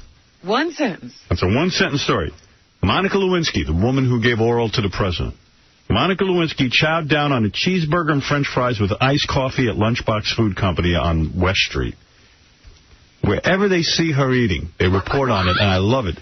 She's a young girl. She's got an attractive face, I think. She does. There have been times that I've seen pictures of her when she's been slimmer that I'm like, she really is good looking. Yeah, a cheeseburger and French fries. Now, I saw her one night in a Chinese restaurant. Just by chance, I walked by. I saw a lot of fattening food on that table. Yep. You mean to tell me she can't control herself and skip the fries even? Obviously and maybe she can. take the bun off the cheeseburger and be thin? I mean, what is she doing to herself? At some point, wouldn't you say, I'll hire somebody to do it? Because she's trying to have a career in television and stuff. Hey, or go on, what is the drink you drink, Robin? Well, she can't have that. I'm not giving that to her. Oh, okay. It's a secret. It's a fantastic drink. I still think we don't know everything that's in that drink. I know. Try it, I know Artie. 2 other people doing Robin's drink now, Yeah. and they're losing. And they never could lose before. And they feel good. Their health wasn't so good. This is the thing. I keep trying to tell people, and I'm so happy for people when they start to do it because their lives will change. What's the name of it again? The Master Cleanser. The Master Cleanser, Robin does. You should see her. She's walking around like a 20-year-old. Got a spring in her step. And the thing, like I said, I got to get to, because I know some of these people that you know, and I say, I got to get to them and tell them the secret because... everybody wants to get it in like 1 10-day fast or something. Right. It's not the 1 10-day fast. It's got to be a lifestyle. No, you can get the lifestyle if you keep, because there's something that happens. Your body will adjust. Right. And all of a sudden, you won't have those issues. Your body will just know what it needs. Look at you. I just can't believe there's something that's going to make my body adjust. Never wanting an eggplant parmesan. I don't think you should try this, Artie. You're like Richard Simmons with really incredibly big boobs. Yeah, that's why we love you. You're motivating me. But it really is an incredible thing. That's what you can't explain it to people. It's something you have to discover for yourself. When you went on it the first time, how long did you go without solid food? 21 days, I told you. 21 days. Oh, my God. Man. Wow. How much weight did you drop in the initial 21 days, do you know? Only 18 pounds. That's only. That's a lot of weight. You'd think not eating anything that you'd lose more, but my body was so just reversed, it was just not doing anything. It only shed 18 pounds in that 21 days. You got the flat, hard stomach now? Almost. It's getting there. You going to be wearing belly shirts? Pretty soon. Really? I'm going to unveil the belly. You going to get those low-rise jeans with the ass crack? Those. I love those. Your ass crack hang out? Sometimes. You know, it's funny, and, you know, Mary McCormick was over my house this past week, and we celebrated her getting married to Michael. Right. And, you know, I think of Mary as a sister. Mm. But she was wearing the low-rise. Uh-oh. And she was sitting at the table. I didn't say anything. But Did her she whole, show you something? Her entire ass was out of the pants. Really? And I have to admit, I didn't look at her like a sister. Anymore. Yeah, I was like, look at that. I can see her ass. But then I quickly looked away. I said, this is what. She's a married woman. No, that's my sister. That's my sister. I don't look at her that way. Yeah. But I can see ass. I mean, these girls now, they sit down, your whole ass comes out. I mean, literally. There's a whole article in the paper about them. Yeah. You know, that's how much they're making the news, those guys. Not just the crack, but I mean the entire ass. The cheeks and everything comes right popping out. It all comes out. I mean, literally, that used to be just plumbers who would do that. Right. Plumbers crack. Yeah. But girls are now designing their pants so they do that. Yeah, it's awesome. I like it. I love it. But I don't want to see someone I think of as my sister. You got to do a check. You know, you got to turn around and take a look, see what's going on. I should just say, I should be blunt. Is your ass crack hanging out? Because I don't want to see it. I think of all hot chicks as my sister until I see them. Right. But got to tell a girl she's cracking you. A lot of girls wear the low rise and the ass crack. Good for them. I see it going on all the time. Yes, KJ. KJ. Yeah. What's happening, buddy? Not too much, man. How you doing? Good. Can you hear me? Yeah, I hear you fine. Listen, you were doing the news item this morning about the arms dealer, you know, from the British Indian guy. Yeah. On the news, they were saying last night that it was all a setup because... it is a setup. They did a sting. It was a sting, yes. It was set up, you know, just to boost the intelligence credibility and so on. No. This guy was really a problem, and so they stung him to get him out of circulation. Yeah, they set up a sting, an international sting, where they got him on tape talking about Osama bin Laden's his hero and he wants to get weapons. And he could get 1 missile in now and up to 50 later on. Right. No. Yes. What are you defending the douche? No. I'm just telling you. What are you, an arms dealer? Reporting on the news last night. What are you, Indian? I am from India, yeah. Yeah. What are you, and British Indian? I don't even think he understands what they were saying. It is a setup. Okay, you guys, you're not listening to me. Anyway, listen. Ever try to argue with one of these guys who just, you know, he sees the guy's an Indian guy and he's going to defend him? No. I've been here in this country for 35 years. Yeah, well, it's time to get you out of this country. How long was he in What do Britain? you mean, stop it? You're defending a dude who's Osama bin Laden's his hero and he's selling rocket launchers? What I'm telling you is what ABC News... Give me your name. I want to have you deported. On the news. You don't even understand the news. Why would you watch it? Of course it was a setup. They set him up. It's not a setup that he was... Holy cow. Oh, police. Holy cow. You're like a moron now. Oh, I'm a moron. Yes. All right, listen, Benedict Gandhi. Get out of my country. Read the detailed analysis on the ABC News and you'll see what I'm talking about. Holy cow. Police. You don't even understand the I'll call you news. tomorrow. You do a research and then we'll talk again. Do you ever go to college or anything? Or what's the education background? I have 2 masters. 2 masters. And what are their names? Bob and Steve. He's in a 3-way gay master relationship. Robin should know about masters, right? Well, let me tell you something. You really don't belong in this country. You're not bright enough. I don't mind immigration, but you got to have a certain IQ to get in here. You don't belong here, champ. We don't mind smart Indians, but you, sir. Yeah, you're not one of those smart Indians. Actually, you know, there's something else I'm going to tell you, by the way. What do you want to tell me? You know, Yes. Robin's been talking too much lately. She talks over you. She cuts you off. You know, she has this over-dramatic, laughs and so on. How can you stand that, man? You know why? Because you're not getting to her pants. That's why. You understand everything. Once you do that, you'll be fine. You'll see all these, things I'm talking about. It's 𝗵𝗵. All right, listen, I got to go, Mahatma. All right. That's Mahatma. Doesn't understand. I was watching the news. It was all a setup, you know. That was 𝗵𝗵. I don't know if you saw the news. Arnold Schwarzenegger called Fox and Friend. Yes, Dougie. Howard. Hey, Dougie, what's happening, brother? How you doing? Let's hope you make more sense. Well, yeah. You're not a trader, are you? Oh, no. Good. I wanted to ask Robin, where can I get that stuff? You make it yourself. Yeah, it's actually pretty amazing. She mixes water with maple syrup Cayenne pepper and lemon juice. And that's it. For 21 days she did that. And then what do? You drink it like every couple of days? You just sip it. But there's no protein in there, is there? Yeah, he's got a point. There isn't. That's right. So that's not very good for you. It wasn't bad for me. Hey, she's healthy, and she hasn't been sick one day, and she's so energetic, she cartwheels into the studio in the morning. You should see her, yeah. Howard, I did this for a couple of days. What happened? I wanted to shoot myself. Yeah, I was starving. You have some issues. You have no energy. And he was working out. You're not supposed to be trying to whittle yourself down to You can't blink on this stuff, Howard. I saw you in person, Robin. John was trying to get $25,000 from Bally's. Right. So he's running in the park every day and doing all this stuff, and he was already starving himself, and then he started on this because he was drinking Howard, while trying to lose weight. I was on and this- he's going to tell you that it was terrible. I was on this massive cleanse. I'd be watching TV, every McDonald's commercial. I'm going crazy. Right. Of course you would. Because you're starving on it. I saw you, Robin, in person. But You look nice, Robin. Yeah, she does. But but Robin's making the point. You were trying to lose all the weight in a week.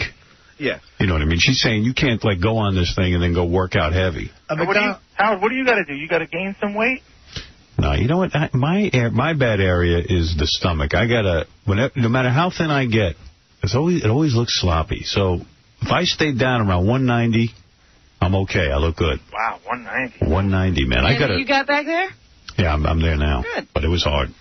And what about those shows? You do a heavy workout. I do a heavy workout, but then you get hungry from it. You know, like Ralph was saying to me, maybe you shouldn't work out so much because you get too goddamn hungry. You know what I mean? And what about Artie? He looks good these days, doesn't he? I do? Artie was coming in to the building at the same time I was this morning. Yeah. And I thought it was a homeless guy. Oh, thank you. Artie, you look like Belushi. Thanks, buddy. He's starting to look Belushi like that's his hero. I'm concerned with it. You really like that? You mean? When I say you look like Belushi, you're like, oh, thanks. I'm kidding, sir. No, he likes Belushi. I mean, you know, there's worse guys to look like. Yeah, Artie likes the Belushi look. Artie, what? Does Lenore McGrath ring a bell? Lenore McGrath. I know that name, yeah. From Brooklyn, right? She told me all about you, Artie. It's all over, brother. What? It's all over. She told me all about you. It rings a bell. Should I tell Howard? Should I go on and tell him? I mean, I don't know any McGraths from Brooklyn. I know Jersey McGraths. So I don't think we're talking about the same person. Oh, but you can say whatever you want. I'll spare you. Okay. Okay. What'd she say? Tell us. I got to get my ducks lined up, Howard. All right. He's got to check. He's got to do some fact checking. Right. Huh? No. But it's good. Oh, it's really good, Howard. It's good. Something about art. Thank you, Tom. Okay. Yes, I did read the book. Very good. That's my body double. Let me alone. Seabiscuit. Will you?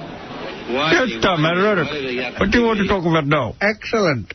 Fantastic book. It was very fascinating. Seabiscuit was horseshoed for the first time. Oh, yes, a real page turner. This guy gets a hold of me. You have no idea the nightmare I don't I'm know in. how you... I don't want to work here. That he'd be across the hall and not bother you. I want to work at the WB.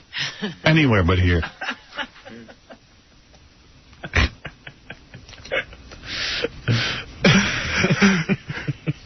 No idea. Open the door and I'm like, again. Yeah, you're having your own nightmare. You don't need Jason versus Freddy. Yeah. You got Tom. Tom versus Howard.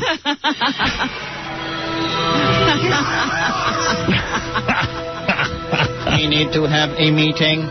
Meeting? You have no idea what it's like to be in these meetings with him. We need to meet because I have to discuss a few things. In all seriousness. I know this is a bit on the air tomorrow, but right now I need you to be serious for... I feel awkward, but I'm standing here anyway. I've done this way too long. I called Gary. I've done all of this all too long. It's enough. It's a nightmare that I can't endure anymore. Well, that's what a nightmare is. It will never end. It never ends. It's a reoccurring nightmare. Like a horror movie. He won't leave me alone. He won't leave me alone, ladies and gentlemen.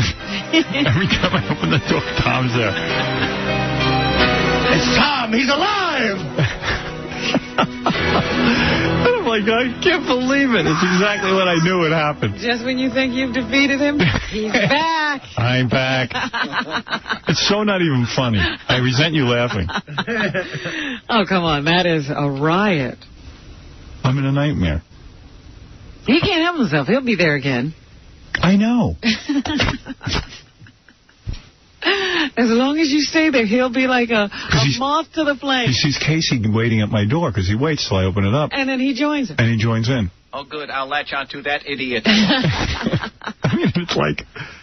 And his office is right across from mine, so every day he has his opportunity. Now he can watch the whole thing go down. You know what? And I said to Casey, tell him to call me.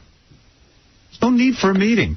I want to go home. Right. No, face-to-face. I have his door under surveillance. He cannot escape today. I have lasers. It's horrible. And the meetings are horrible. Horrible meetings. Boring, horrible meetings. That could easily be handled in a memo. Give him my email address. Tell him to write me. Yeah. That would be so great. Why won't he email you? I should never have to see him. He should be like every other general manager in the chain. Invisible. I bet you Chuck Rose doesn't see No. him as much as you do. I've never even seen Chuck Rose. Right. People head for the hills. I have Chuck in a box under my desk. Like a puppy. I have a special question for you. Special. For your eyes only. FYI. How many memos you get from him? FYI. Yeah. Idiot. FYI. I would be embarrassed to write FYI. F-U. F-U-U. F-U. F-U. You know what F-U? FYI, I-E, ASAP. F-U. F-Y-I-D-I-O-T. You should write back F-Y me. Tom's showing the FYI.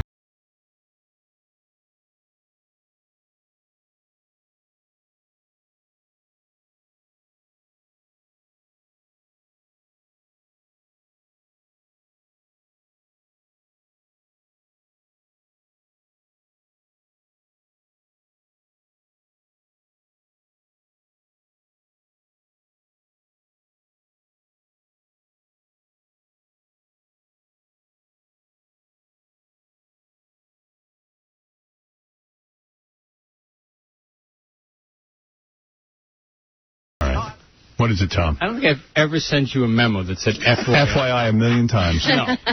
Dude, every FCC notification, FYI. It does not say... I'll bring them in. FYI. You don't even know what you write. Yes, I do. I'm writing back, F you. Robin told me to do that. F you. And I do have your email address. Then just type, no. Write me. In fact, today's meeting is unnecessary. I guarantee you. Have it with me right now. Talk to me now about it. I don't care. FCC, anything. I don't care. But let's say our dirty line. He respects the privacy of your email, but not your privacy. Right. He'd rather disturb you than go on your email address. Right. You know, just talk to me. No, just talk to me. Just talk to me. Now. I want to have the meeting now. I don't even care what it is. I don't even care. If my ratings suck, whatever it is, I don't care. I can't on the air. Salespeople don't like me. I don't care what it is. Bring it out. Cabby. I love you. Everybody. Firing Cabby, good. Go ahead. Do it. Do whatever you have to do. I'm out of that, Lou. You don't need to talk to him about it. I'll see you after the show. What could it be that you need to talk to me about? What, Vegas next year? No. Go, book it. Do whatever you have to do. Just leave me alone. Just send me an email. Honestly. I know you're cancer-free. I heard that story already. News for you. They actually, instead of a year, they want me back in 3 months. They what? Instead of a year, they want me back in 3 months. How's that good news? For you. It could be good news for you. Oh, they think you might have it. Maybe. Oh, is that what you want to meet about? No. No need to meet. That's not true, is it? Do they really want you back because they think you have it again? They're trying to confirm that this little thing that they saw is really nothing. Goodbye. I feel bad. I feel bad. You think you didn't get it? No, I don't think it's anything. Probably this is it. All right, they bought you a couple of years. You've been thinking that before. It'll be all right. Don't count on it. You'll be fine. You're not going anywhere. Right, no, I don't have that luck. I said, I'm the roach, right? Right. That won't die. You're not going to die. They want you back in 3 months? Yeah. Because they found something. They said they're on the new CAT scan, there's a tiny little spot. It could be from breathing differently. It could be a pixelation dot. It could be anything. It could be something. It could be nothing. Instead of a year, it's 3 months. Well, maybe you ought to start pleasuring yourself. I think your pack with Jesus didn't work. You know what? If he gets cancer again, he's going to be like a jackrabbit. Yeah. Just all the time. Because God broke the back. If your cancer returns, will you pleasure yourself? It's not going to, so I have no plans. Well, tell Penelope to start dating.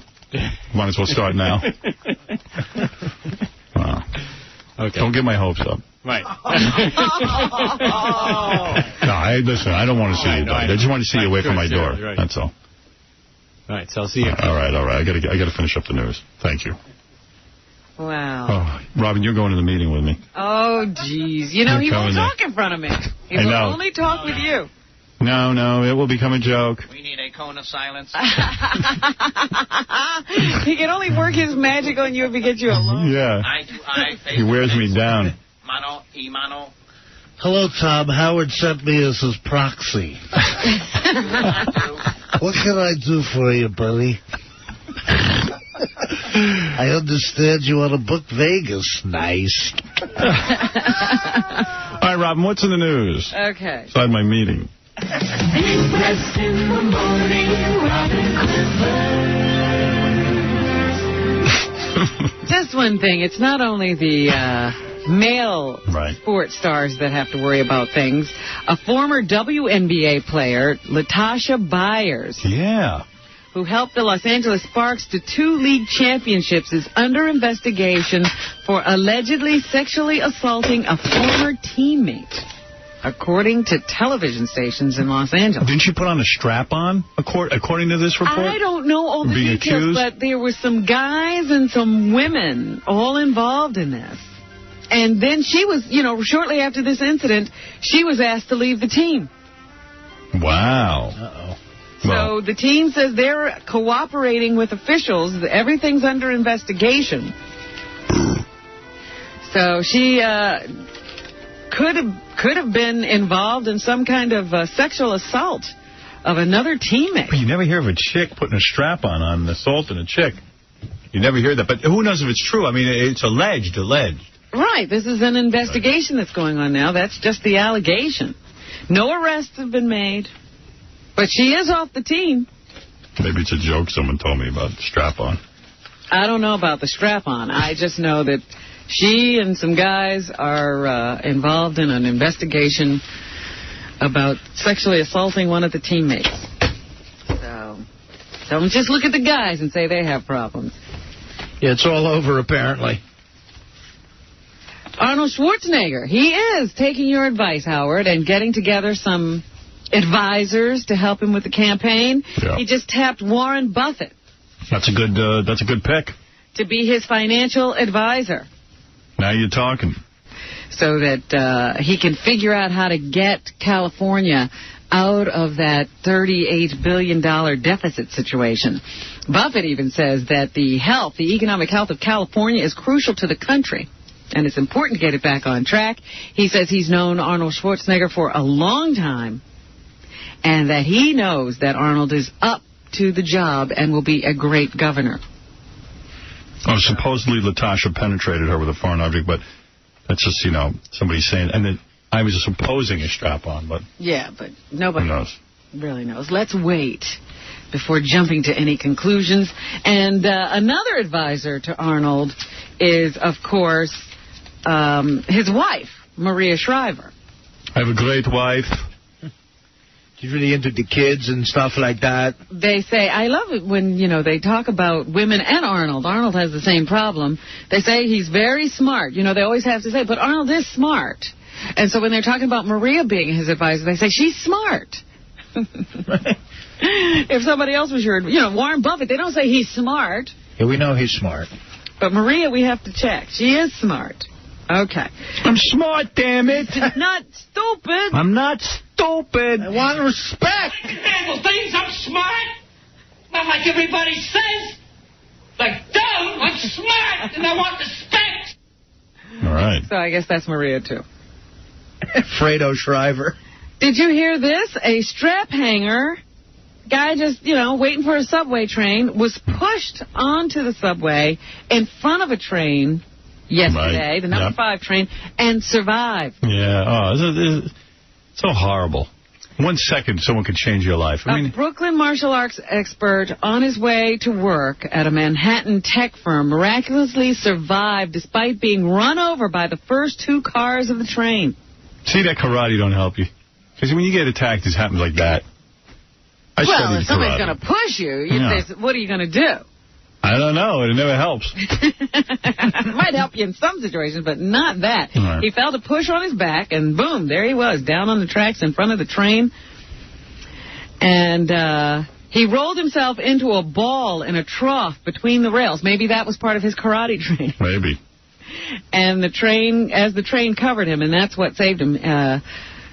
He, I think, hurt a leg and a shoulder or something and suffered some minor cuts. But he's definitely traumatized but will survive that incident. Unbelievable. Yeah, it's, you know, you don't hear about that a lot in the city, but it does happen. Got to take a break. We'll be back with the rest of the news right after this. Known and respected around the world. This is Howard Stern. And the world. And the world. Robin? Okay.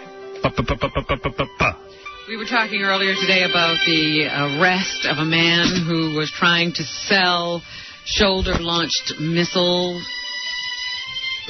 here in the United States. The FBI conducted a sting with several other countries to bring this man to justice. And he is now under arrest. Tom Ridge, who is the head of Homeland Security, says it was international teamwork that led to the capture of these suspects who were trying to bring missiles into the U.S., B-3. Yeah, and Tom Ridge should have this guy put to death. What do you think of that? We got an arms dealer. It's a collaboration within 2 federal agencies, but the enhanced ability to confront these terrorists because of the collaboration of the Russians. Really? That's right. So they said it's unprecedented for several different agencies to work together like this to bring down one man. But this was a British national who has been taped saying he hated America, thought Osama bin Laden had taught the United States a lesson on September 11th.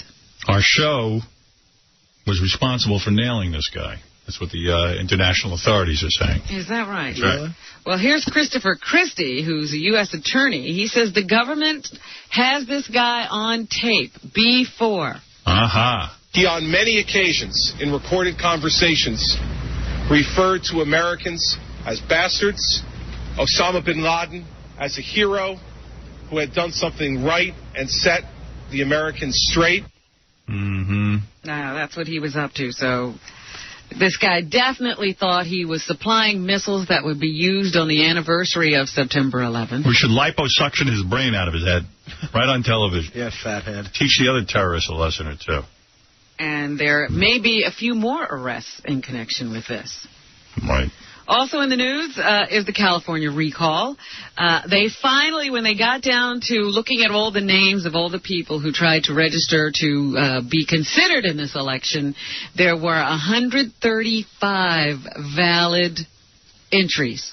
So that's how large the ballot will be on that day in October when Californians go to the polls to either recall or keep Gray Davis in office or recall him and put somebody else in that seat. I talked about Arnold Schwarzenegger a little earlier with his financial and economic advisor being named, but some conservatives, I guess, in California are being turned off, or some middle road people, I guess, are being turned off by Arnold's far-right... Wait a minute, what am I saying? Some of Arnold's beliefs are turning off the far right. That's what I'm trying to say. All right. Here's Lou Sheldon of the Traditional Values Coalition. We're not going to allow this person to redefine what it means to be conservative, to redefine what it means to be a Republican. So they don't like a lot of those liberal stances of Arnold's on gay marriage and drugs.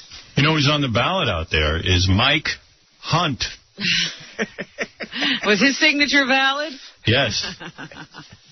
Mike Hunt. I know there is some porn star.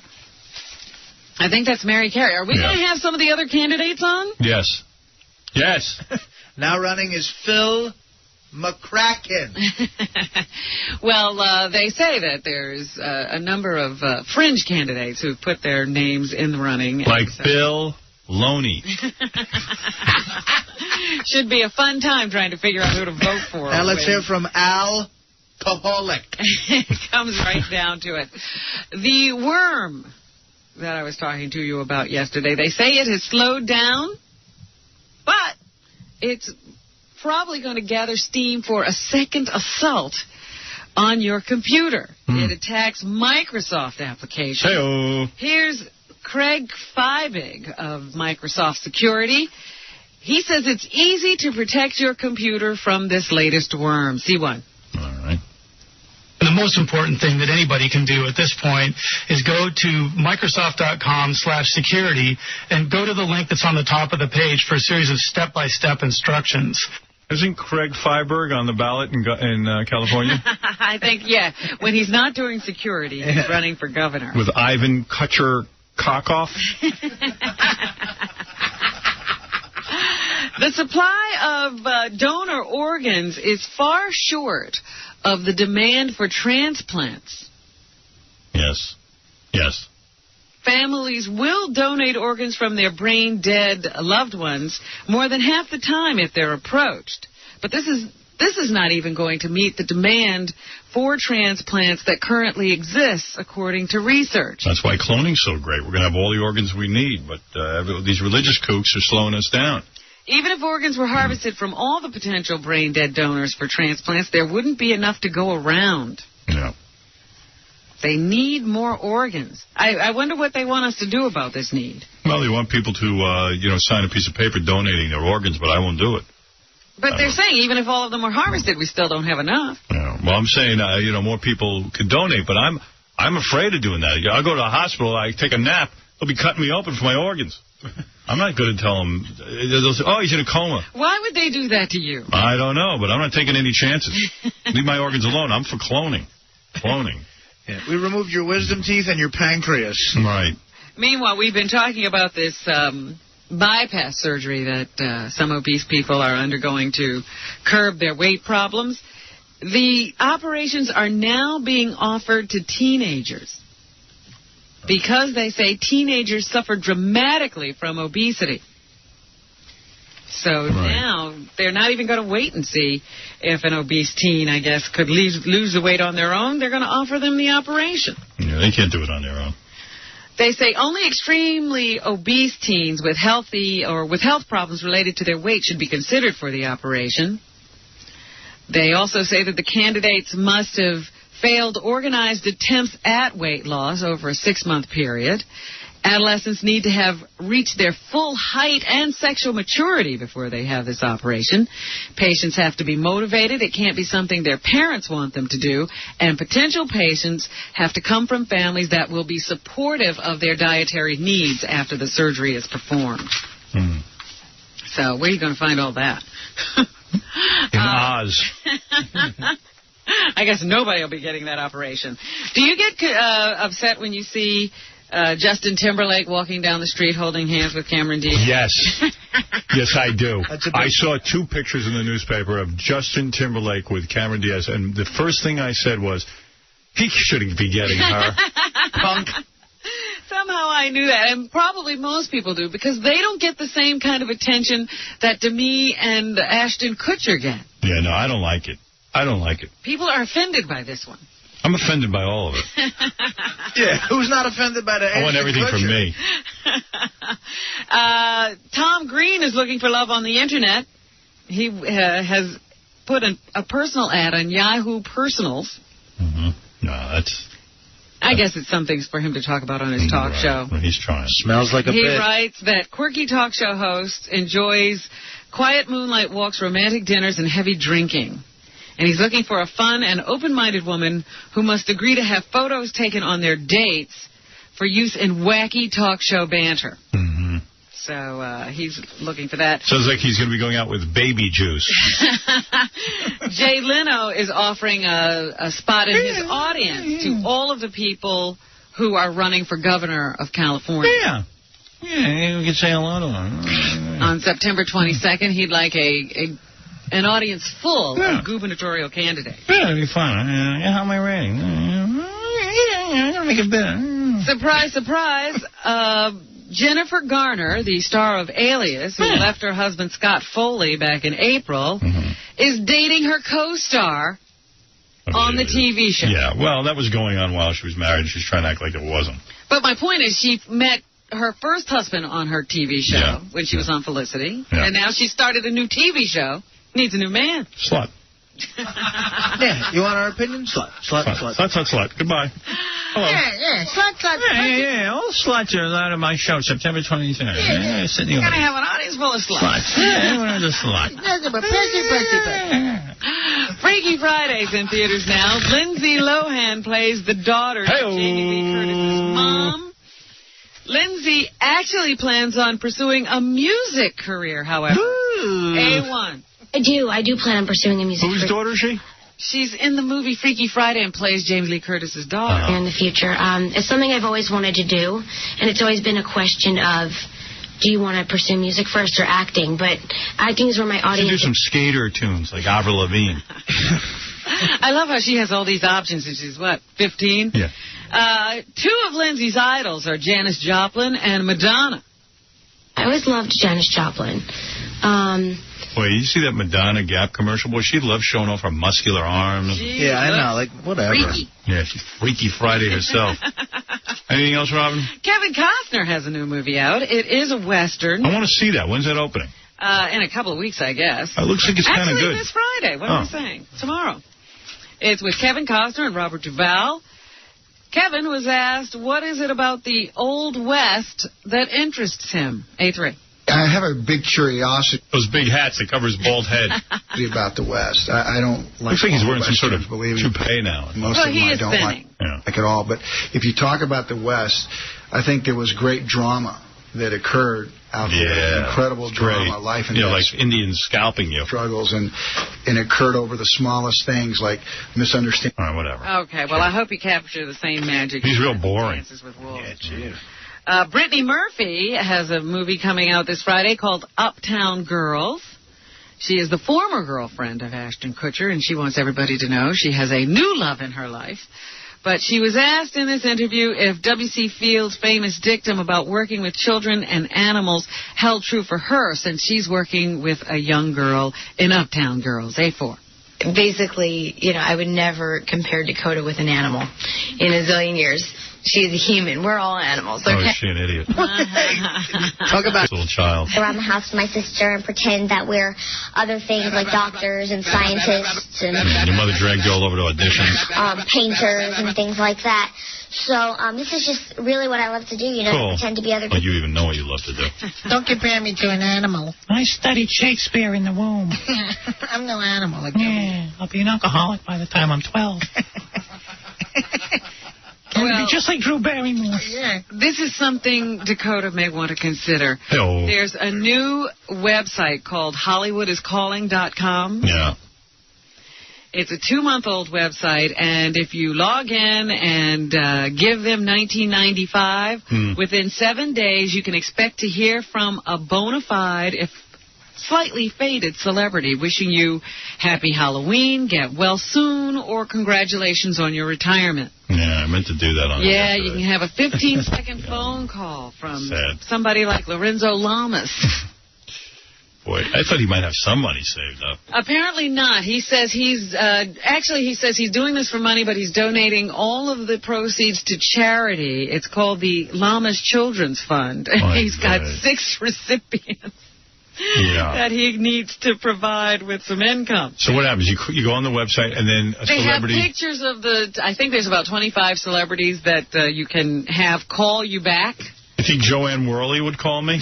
I don't know if she's on there. You have to go check it out. I know Fred Rerun Barry is on there. So if I go on there and pay $15 to leave me a message on my phone? Or call you. Fred Rerun, Barry, says that he's probably called more people than any other celebrity on the site because he loves getting up close and personal with the people who love him. And how much did you have to pay for them to call? $19.95. Who else is on there? David Naughton. Who? Wow. Isn't he an American Werewolf in London? Yep. All right. Corey Feldman. Wow, I can't believe Corey needs to do that with his career. Todd Bridges. Wow. Vanilla Ice. Wouldn't you just want to die? We gotta get drunk and have them call us. Yeah. I want Lorenzo Lamas to call me for $15. Happy Halloween, it's Lorenzo Lamas. Hey, what's up, douchebag? Anytime we need a celebrity, now we know how to get one. Any word I can get a call from Reginald Ballard? Who is he? I don't even know. I just see his name on the list here. He might be the guy running the site. But you can hear from some of those former survivors, like Richard Hatch is on the site. You know, so all kinds of fun people like that. Why don't we get drunk at home and, like, let them call us and we'll bust their balls? That would be, I mean, we don't need Artie drunk. He can just do Jeff the drunk for everybody. Oh. Happy Halloween to you, Corey Feldman. Anything else? And Judy Tenuta has a column now called Scandal Meter in the National Enquirer. Wow. Here's a little sampling of what she wrote about Ben Affleck and Jennifer Lopez. B1. Can you believe it? And they asked me why I wasn't running. Well, as you know, he was caught messing around with strippers in Canada. Can you blame him? What else is there to do? Drill for oil and drill strippers. Come on. No, but here's the Ben-Jen prenup, in case you didn't know. They have a prenup. They each keep what they came in with, so Ben gets Matt Damon, and Jen keeps her back end. Okay. Who's she speaking to? She's yelling into the phone. Yeah, it's anybody who's listening. Who was that, Rob? Judy Tenuta. Oh. And that's what's happening. Benji got a call from that website that he could, like, so he would call people up at their houses. Oh, really? Yeah, for real. I mean, I'm not making a joke. Oh, my goodness. I turned it down. He turned it down. Benji wanted to call as a horse. Okay, we got to... call all those people. All right. We got to go. Thanks to Kelly Rowland and Freddy vs. Jason opening this Friday in theaters everywhere. Also want to thank Beetlejuice with his big announcement. He's getting married to Baby Juice. And go to jollydwarf.com for all his appearances. Our friends in Pittsburgh. Beetlejuice tomorrow night. And Saturday night at the Funny Bone. Okay. And he'll be at the Matrix in Pittsburgh tomorrow night as well. David Wells, thanks for calling in. He's got a website he's been working on. What is it again? Boomer33.com. Boomer33.com. Check out David Wells on there, and we'll see you. Good morning, everybody. What's happening? Hey. Yeah. Excuse me.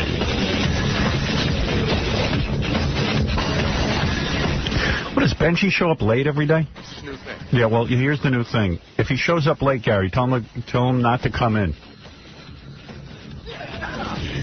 Wait till the commercials. I don't want. He always has to walk in when I'm doing my show. What do you mean, not to come into the studio or just not to come in? I mean, in fact, you know what? Why don't you just stick him back outside in the office over there? Who needs him in here? What is he, retarded? Begged me for 5 years to come into the studio and work. I put him in and.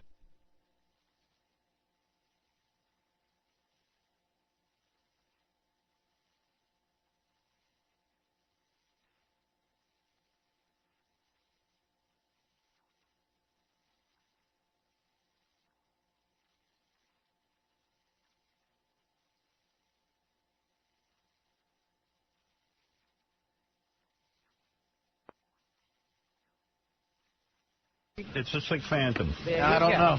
Artie's right. F you. Right?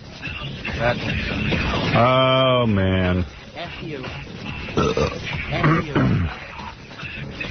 Well, thank God all that birthday crap is over with. I can relax. You know, dude, I could tell you were done with it. It was enough. Yeah. Then I blew my stack last night. Why? Well, I'm planning my weekend off, my one big night off, which is Saturday. Friday I have the kids, of course, and I'm with them. And then Saturday night is my, during the week I don't go out. Uh-huh. Go to bed. I went to bed 8 o'clock last night. After watching a little TV, I watched Joan of Arcadia, which I taped, which I love. How you can watch that show? Oh, my God. It was so good. It's awful. You have no soul. I don't, I guess. Really? Because those kind of shows skeeve me to It was beautiful. Skeeve. It's a very moving show. Then I watched, what did I watch? Some other show. Probably just as uplifting. I think it was. What the hell did I watch? Losing my friggin' mind. I don't even remember. Joan of Arcadia. You watched 2 shows, you're sure of it? Oh, and Sex and the City. Oh, Sex and the City was good. Yeah, I like that. I watched that episode last night as well. I'll never understand how chicks could dig 𝗦𝗵cie𝗄𝗿𝗱. He is creepy looking. Oh, man, is he creepy. I want to play piano for you, Carrie. It's like, get lost, dude. Like, what chick would be into it? I don't know. I'm not a chick, so I don't get it. Well, they were making the point that he was kind of weird. Yeah. That's the whole thing. It's creepy. I always thought he was, and I'm not saying anything, I don't know anything, I don't know nothing about it, but I always thought he was a little, the other way. Oh, get out of here. He's banging to beat the band. What are you talking about? Oh, really? Jessica Lange. Okay. Gave her baby. I guess I'm wrong. No. He just says he's a ballerina doesn't mean he's gay. In Jersey, that's different. He's not a ballerina, Howard. That's right. Be a woman. In Jersey, the rule is if he is a ballerina, he's gay. Yeah, I mean, I hear ballet in a guy's name. I'm like, all right. You know he sucked a little bit. Yeah. You know what I mean? I'm not saying he's old. I mean, Maybe in Russia, Benji, but since he came go here. out and come back in when I'm in commercial. I don't want you walking in here late every day. If you're late, Gary, how many times I just tell you not to let Benji in here when he comes in late? Then he comes sauntering in. With that look. I mean, it completely distracts me. Gary, why did Benji end up in here? I got Ronnie standing out there. He ran right through. But where's Ronnie? Where's Mr. Security? I don't know. Yeah.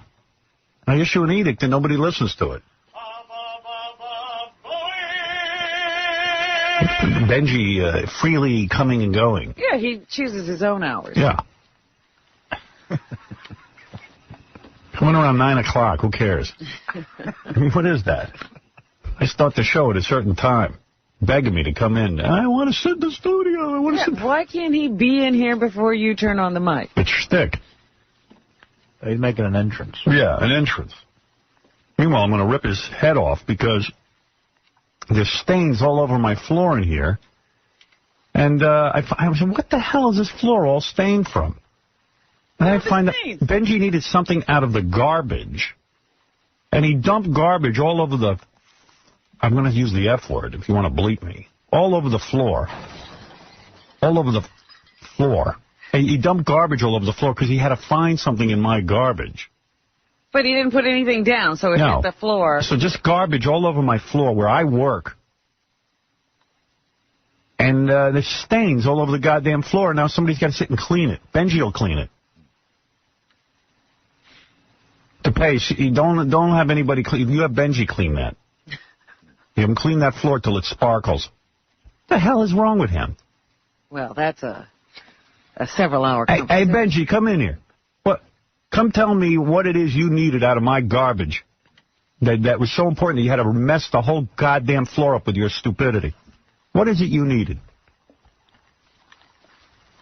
I had taken my sweatshirt off. Yeah. And someone, they cleaned up the studio after the show, and someone had thrown it out accidentally.